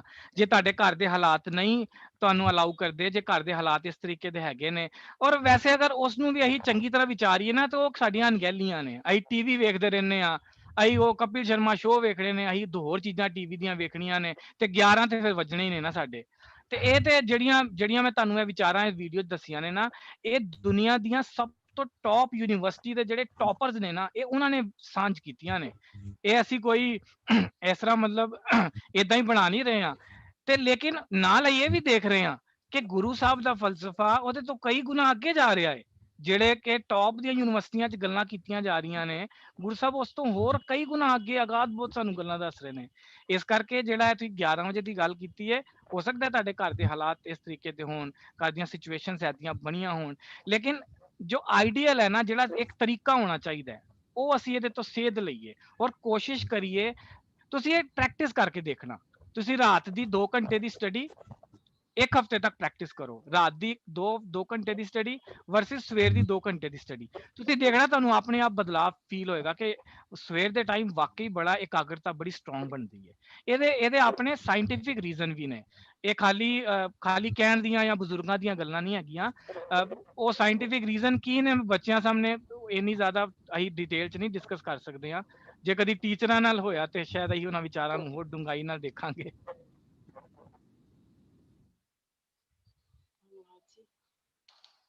ਭੈਣ ਜੀ ਜਸਪ੍ਰੀਤ ਕੌਰ ਜੀ, ਬੇਨਤੀ ਜੀ, ਕੋਈ ਅਨਾਉਂਸਮੈਂਟ ਤਾਂ ਨਹੀਂ? ਬੱਚੇ ਜਾ ਰਹੇ ਆ ਜੀ, ਆਪਣੀ ਅਟੈਂਡੈਂਸ ਲਗਾ ਕੇ ਜਾ ਰਹੇ ਨੇ। ਕੋਈ ਹੋਰ ਬਸ ਅਸੀਂ 1 ਜਾਂ 2 ਸਟੂਡੈਂਟਸ ਹੀ ਹੋਰ ਲਵਾਂਗੇ, ਉਸ ਤੋਂ ਬਾਅਦ ਸਮਾਪਤੀ ਹੈ ਜੀ। ਠੀਕ ਹੈ ਜੀ। ਮੈਂ ਵਾਹਿਗੁਰੂ ਜੀ ਕਾ ਖਾਲਸਾ, ਵਾਹਿਗੁਰੂ ਜੀ ਕੀ ਫਤਿਹ। ਵਾਹਿਗੁਰੂ ਜੀ ਕਾ ਖਾਲਸਾ, ਵਾਹਿਗੁਰੂ ਜੀ ਕੀ ਫਤਿਹ ਜੀ। ਸਭ ਤੋਂ ਪਹਿਲਾਂ ਤਾਂ ਮੈਂ ਸਰ ਦਾ ਬਹੁਤ ਧੰਨਵਾਦ ਕਰਦੀ ਹਾਂ, ਉਹਨਾਂ ਨੇ ਸਾਨੂੰ ਬਹੁਤ ਹੀ ਤਰੀਕੇ ਨਾਲ ਸਮਝਾਇਆ। ਤੇ ਮੇਰਾ ਕੁਐਸਚਨ ਇਹ ਹੈ ਵੀ ਕਈ ਵਾਰ ਆਪਾਂ ਨਾ ਜਦੋਂ ਟੈਸਟ ਦੇ ਰਹੇ ਹੁੰਦੇ ਆ ਤਾਂ ਆਪਾਂ ਸਟਾਰਟਿੰਗ ਦੇ ਵਿੱਚ ਨਾ ਕਈ ਵਾਰ ਨਰਵਸ ਹੋ ਜਾਂਦੇ ਆ। ਤਾਂ ਸਰ ਏਦਾਂ ਕਿਉਂ ਹੁੰਦਾ ਹੈ? ਤਾਂ ਆਪਾਂ ਵੀ ਨਰਵਸਨੈਸ ਦੇ ਕਾਰਨ ਵੀ ਆਪਾਂ ਭੁੱਲ ਵੀ ਜਾਂਦੇ ਹਾਂ ਕਈ ਵਾਰ, ਇਹ ਕਿਉਂ ਹੁੰਦਾ ਹੈ ਜੀ? ਇਹ ਵੀ ਬੜਾ ਕਾਮਨ ਸਵਾਲ ਹੈਗਾ, ਨਰਵਸ ਅਸੀਂ ਕਿਉਂ ਹੁੰਦੇ ਆ। ਅੱਛਾ ਫਰਜ਼ ਕਰੋ ਕਿ ਮੇਰਾ ਕੱਲ ਪੇਪਰ ਹੈ, ਠੀਕ ਹੈ। ਪੇਪਰ ਦੇ ਵਿੱਚ ਆਣੇ ਨੇ 5 ਚੈਪਟਰ ਆਣੇ ਨੇ ਪੇਪਰ 'ਚ, ਜਿਹੜੇ ਮੈਂ ਕੱਲ ਜਿਨ੍ਹਾਂ ਨੂੰ ਮੈਂ ਸੋਲਵ ਕਰਨਾ ਹੈ। ਤੇ ਸਤਿੰਦਰ ਸਿੰਘ ਜੀ ਨੇ ਤਿਆਰੀ ਕੀਤੀ ਦੀ ਹੈ 15 ਚੈਪਟਰਾਂ ਦੀ, ਸਾਰਾ ਸਿਲੇਬਸ ਵੀ ਪਾਰ ਕਰਤਾ ਹੈ, ਸਿਲੇਬਸ ਤੋਂ ਵੀ ਅੱਗੇ ਪਹੁੰਚੇ ਦੇ ਨੇ। ਹੁਣ ਜਦੋਂ ਸਤਿੰਦਰ ਸਿੰਘ ਜੀ ਸਚਿਨ ਤੰਦੁਲਕਰ ਮੈਦਾਨ 'ਚ ਜਾਣਗੇ ਤੇ ਉਹਨੂੰ ਕਿਹੜਾ ਡਰ ਲੱਗੇਗਾ?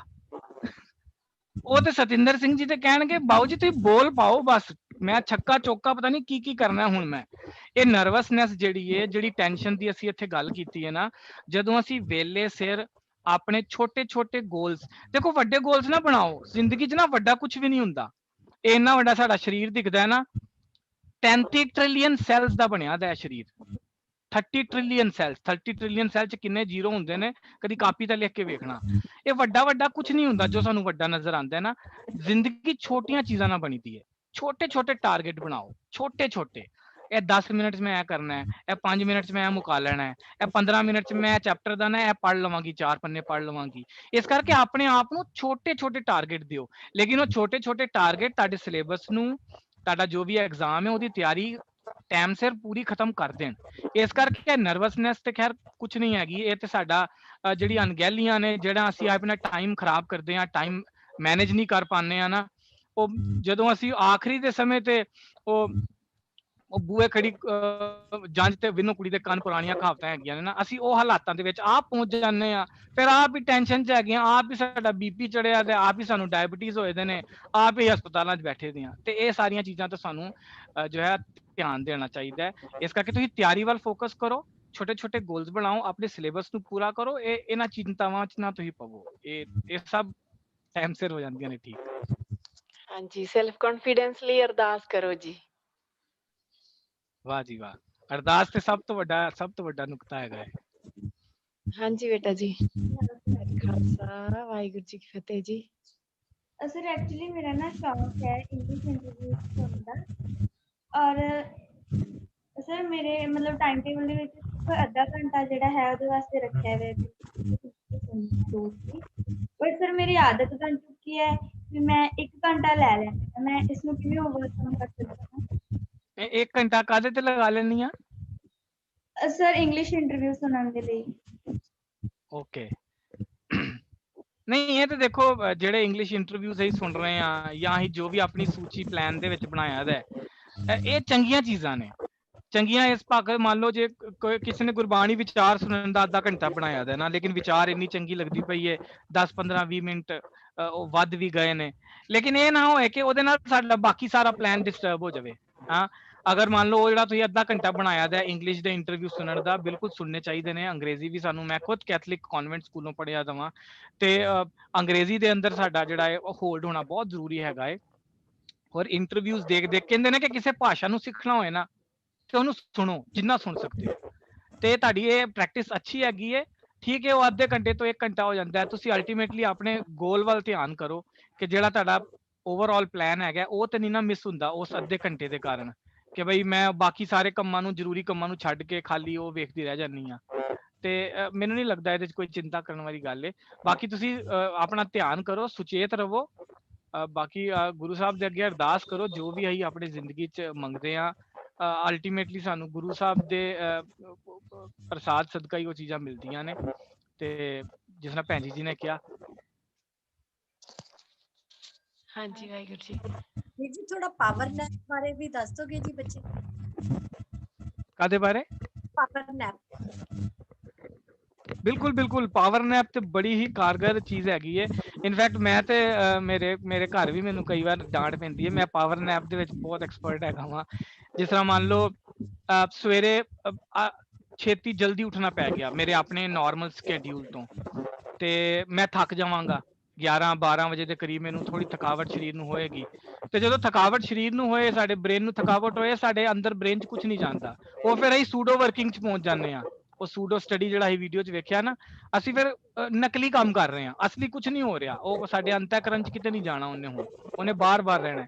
ਇਸ ਕਰਕੇ ਪਾਵਰ ਨੈਪ ਦਾ ਬੜਾ ਵਧੀਆ ਫਲਸਫਾ ਹੈਗਾ ਹੈ। ਭੈਣ ਜੀ ਨੇ ਜਿਸ ਤਰ੍ਹਾਂ ਦੱਸਿਆ, ਤੁਸੀਂ 15-20 ਮਿੰਟ ਵਾਸਤੇ ਇਹ ਪ੍ਰੈਕਟਿਸ ਬਣਾਓ ਕਿ ਕਿਆ ਮੈਂ 15-20 ਮਿੰਟ ਦਾ ਇੱਕ ਨੈਪ ਲੈ ਲਵਾਂ, ਔਰ ਉਹ ਨੈਪ ਜਿਹੜੀ ਹੈ ਉਹ ਇੰਨੀ ਡੀਪ ਜਾ ਕੇ ਸਾਡੇ ਬ੍ਰੇਨ 'ਚ ਹਿੱਟ ਕਰਦੀ ਹੈ ਕਿ ਸਾਨੂੰ ਇੱਕਦਮ ਫਰੈਸ਼ ਕਰ ਦਿੰਦੀ ਹੈ।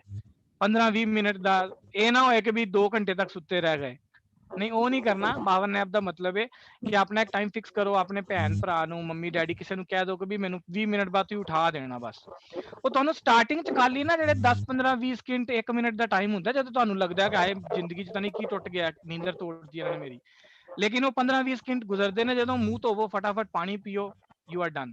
ਤੁਸੀਂ ਜੋ ਹੈ ਉਹ ਪਾਵਰ ਨੈਪ ਲੈ ਕੇ ਆਪਣੇ ਧਿਆਨ ਨੂੰ ਇੱਕਦਮ ਸਟਰੋਂਗ ਕੌਨਸ਼ੀਅਸ ਨੂੰ ਆਪਣੀ ਬਣਾ ਸਕਦੇ ਹੋ। ਫਿਰ ਦੁਬਾਰਾ ਆਪਣੀ ਸਟੱਡੀ ਤੇ ਬਹਿ ਕੇ ਆਪਣੇ ਉਸ ਕਰਿਕੂਲਮ ਨੂੰ ਅੱਗੇ ਵਧਾ ਸਕਦੇ ਹੋ। ਪਾਵਰ ਨੈਪ ਬਹੁਤ ਅੱਛਾ ਇੱਕ ਤਰੀਕਾ ਹੈਗਾ। ਵੀਰ ਜੀ ਅਸੀਂ 1-2 ਕੁਐਸਚਨਸ ਹੋਰ ਲੈ ਸਕਦੇ ਹਾਂ ਜਾਂ ਸਮਾਪਤ ਕਰੀਏ ਜੀ, ਜਿਵੇਂ ਆਪ ਜੀ ਨੂੰ ਟਾਈਮ? ਹਾਂਜੀ ਹਾਂਜੀ, ਕੋਈ ਦਿੱਕਤ ਨਹੀਂ ਹੈ, ਤੁਸੀਂ ਲਓ।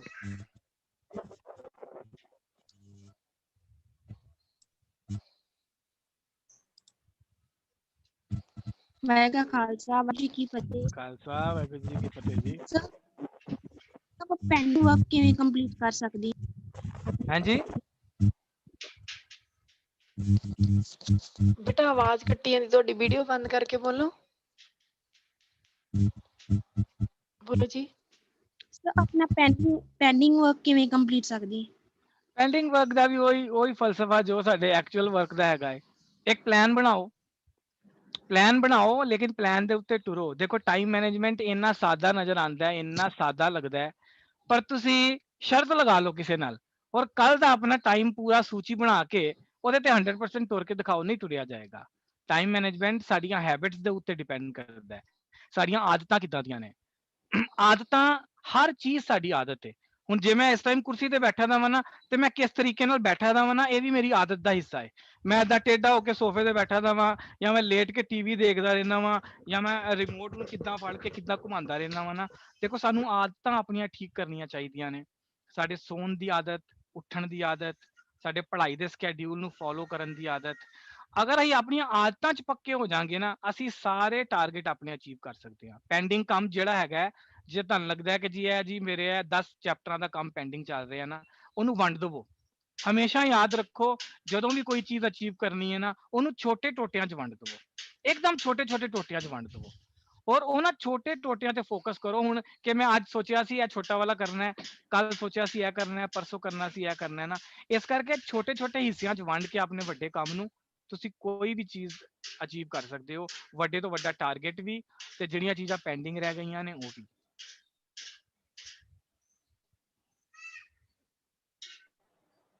ਵਾਹਿਗੁਰੂ ਜੀ ਕਾ ਖਾਲਸਾ, ਵਾਹਿਗੁਰੂ ਜੀ ਕੀ ਫਤਿਹ। ਵਾਹਿ ਖਾਲਸਾ, ਵਾਹਿਗੁਰੂ ਜੀ ਕੀ ਫਤਿਹ ਜੀ।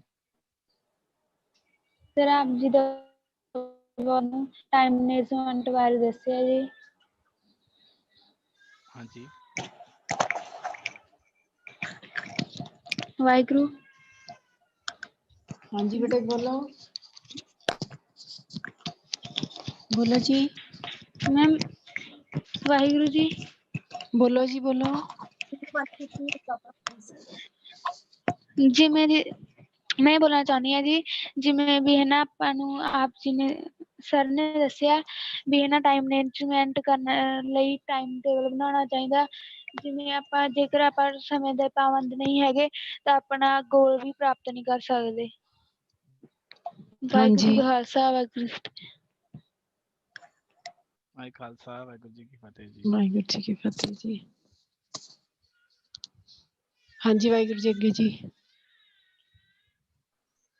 ਮੈਮ ਵਾਹਿਗੁਰੂ ਜੀ ਕਾ ਖਾਲਸਾ, ਵਾਹਿਗੁਰੂ ਜੀ ਕੀ ਫਤਿਹ ਜੀ। ਵਾਹਿਗੁਰੂ ਜੀ ਕੀ ਫਤਿਹ ਜੀ। ਮੈਮ ਟਾਪਿਕ ਦੇ ਨਾਲ ਦੀ ਦੋ ਇੱਕ ਪੰਕਤੀ ਹੈ ਜੀ, ਬੋਲ ਸਕਦੀ ਹਾਂ? ਹਾਂਜੀ ਹਾਂਜੀ ਬੋਲੋ ਜੀ। ਹੋ ਅਜੇ ਸੰਭਾਲੇ ਸਮੇਂ ਨੂੰ, ਕਰ ਸਫਲ ਉੜਦਾ ਜਾਂਦਾ, ਇਹ ਠਹਿਰਨ ਜਾਂਚ ਨਾ ਜਾਂਦਾ, ਲੰਘ ਗਿਆ ਨਾ ਮੁੜ ਕੇ ਆਉਂਦਾ। ਕਹਿੰਦੇ ਹਨ ਕਿ ਸਮੇਂ ਦਾ ਮੂੰਹ ਵਾਲਾ ਨਾਲ ਢਕਿਆ ਹੋਇਆ ਹੈ, ਕਿਉਂਕਿ ਇਹ ਸਾਹਮਣੇ ਆਉਂਦਾ ਹੈ ਤਾਂ ਲੋਕ ਇਸ ਨੂੰ ਪਹਿਚਾਨ ਨਹੀਂ ਸਕਦੇ। ਇਸ ਦੇ ਪੈਰਾਂ ਵਿੱਚ ਖੰਭ ਲੱਗੇ ਹੁੰਦੇ ਹਨ, ਕਿਉਂਕਿ ਇਹ ਬਹੁਤ ਹੀ ਤੇਜ਼ੀ ਨਾਲ ਉੱਡਦਾ ਹੈ। ਜਦੋਂ ਇੱਕ ਵਾਰ ਚਲਾ ਜਾਂਦਾ ਹੈ ਤਾਂ ਉਸਨੂੰ ਕੋਈ ਫੜ ਨਹੀਂ ਸਕਦਾ। ਇੱਕ ਲੇਖਕ ਨੇ ਆਖਿਆ, ਸਮੇਂ ਦੇ ਚਿਹਰੇ ਤੇ ਸਾਹਮਣੇ ਵਾਲ ਰਹਿੰਦੇ ਹਨ, ਪਿੱਛੋਂ ਉਹ ਗੰਜਾ ਰਹਿੰਦਾ ਹੈ। ਜੇਕਰ ਤੁਸੀਂ ਸਾਹਮਣੇ ਦੇ ਵਾਲੇ ਨੂੰ ਫੜ ਲਿਓ ਤਾਂ ਇਹ ਪਕੜ ਵਿੱਚ ਆ ਜਾਂਦਾ ਹੈ, ਪਰ ਜੇਕਰ ਤੁਸੀਂ ਹੱਥ ਨੂੰ ਇੱਕ ਵਾਰ ਲੰਘ ਜਾਣ ਦਿਓਗੇ ਤਾਂ ਮੁੜ ਕੇ ਉਸ ਨੂੰ ਕੋਈ ਵੀ ਨਹੀਂ ਫੜ ਸਕਦਾ। ਵਾਹਿਗੁਰੂ ਜੀ ਕਾ ਖਾਲਸਾ, ਵਾਹਿਗੁਰੂ ਜੀ ਕੀ ਫਤਿਹ। ਵਾਹ, ਵੈਰੀ ਗੁੱਡ।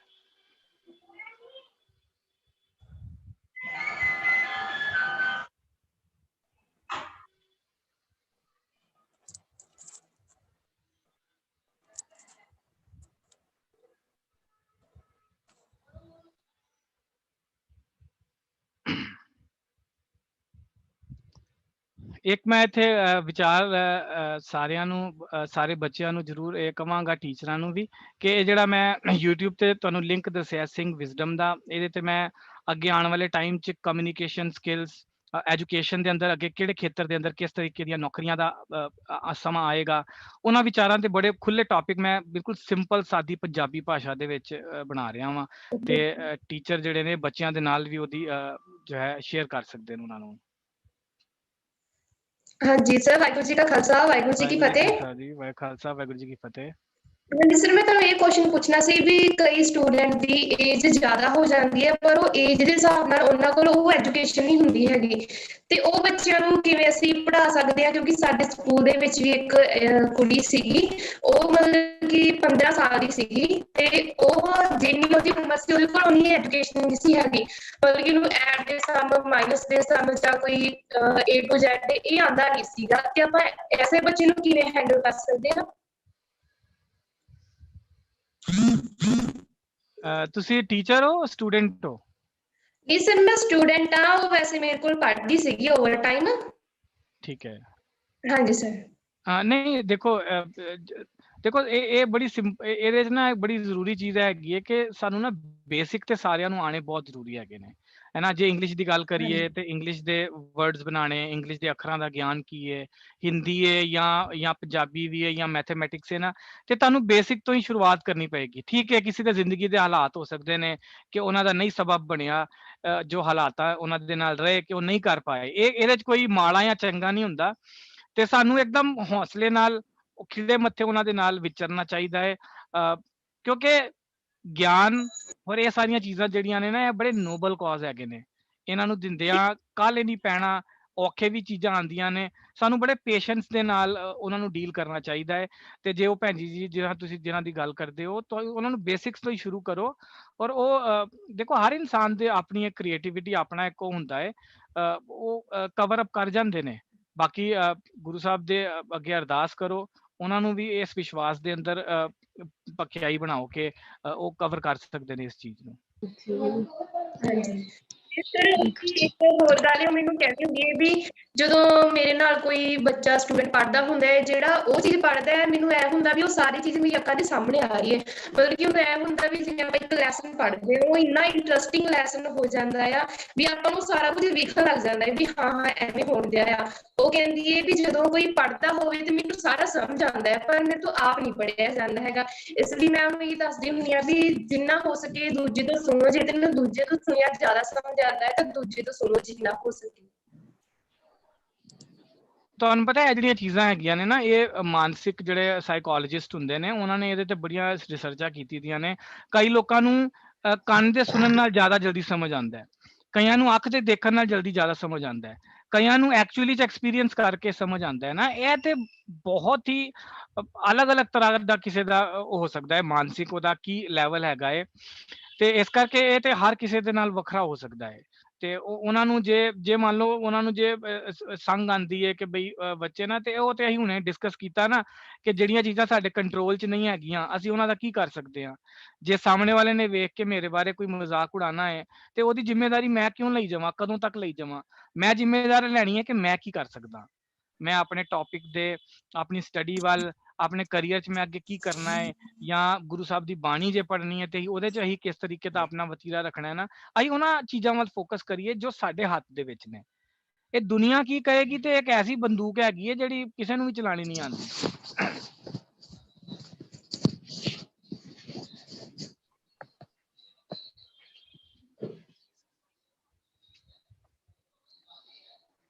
ਵਾਹਿਗੁਰੂ ਜੀ, ਬਹੁਤ ਬਹੁਤ ਧੰਨਵਾਦ ਵੀਰ ਜੀ ਦਾ, ਸਰਦਾਰ ਸਤਿੰਦਰ ਸਿੰਘ ਜੀ, ਜਿਨ੍ਹਾਂ ਨੇ ਇੰਨਾ ਸਮਾਂ ਕੱਢਿਆ ਬੱਚਿਆਂ ਦੇ ਲਈ। ਬੇਨਤੀ ਹੈ ਕਿ ਫਿਰ ਕਿਸੇ ਦਿਨ ਜ਼ਰੂਰ ਸਮਾਂ ਕੱਢਣਗੇ, ਕਿਸੇ ਦਿਨ ਵਾਹਿਗੁਰੂ ਜੀ ਮੌਕਾ ਬਣਾਉਣਗੇ ਕਿ ਫਿਰ ਕਿਸੇ ਦਿਨ ਹੋਰ ਖੁੱਲੀਆਂ ਵਿਚਾਰਾਂ ਹੋਣਗੀਆਂ ਜੀ। ਸੋ ਅੱਜ ਐਜੂਕੇਟ ਪੰਜਾਬ ਪ੍ਰੋਜੈਕਟ ਦੀ ਪੂਰੀ ਟੀਮ ਵੱਲੋਂ ਸਰਦਾਰ ਸਤਿੰਦਰ ਸਿੰਘ ਜੀ ਦਾ ਬਹੁਤ ਬਹੁਤ ਧੰਨਵਾਦ, ਜਿਨ੍ਹਾਂ ਨੇ ਇੰਨਾ ਸਮਾਂ ਸਾਡੇ ਲਈ ਕੱਢਿਆ ਜੀ। ਹੁਣ ਇੱਥੇ ਹੀ ਸਮੇਂ ਦੀ ਸਮਾਪਤੀ ਹੈ ਜੀ, ਕੱਲ ਨੂੰ ਫਿਰ 4 ਵਜੇ ਜੁੜਦੇ ਹਾਂ।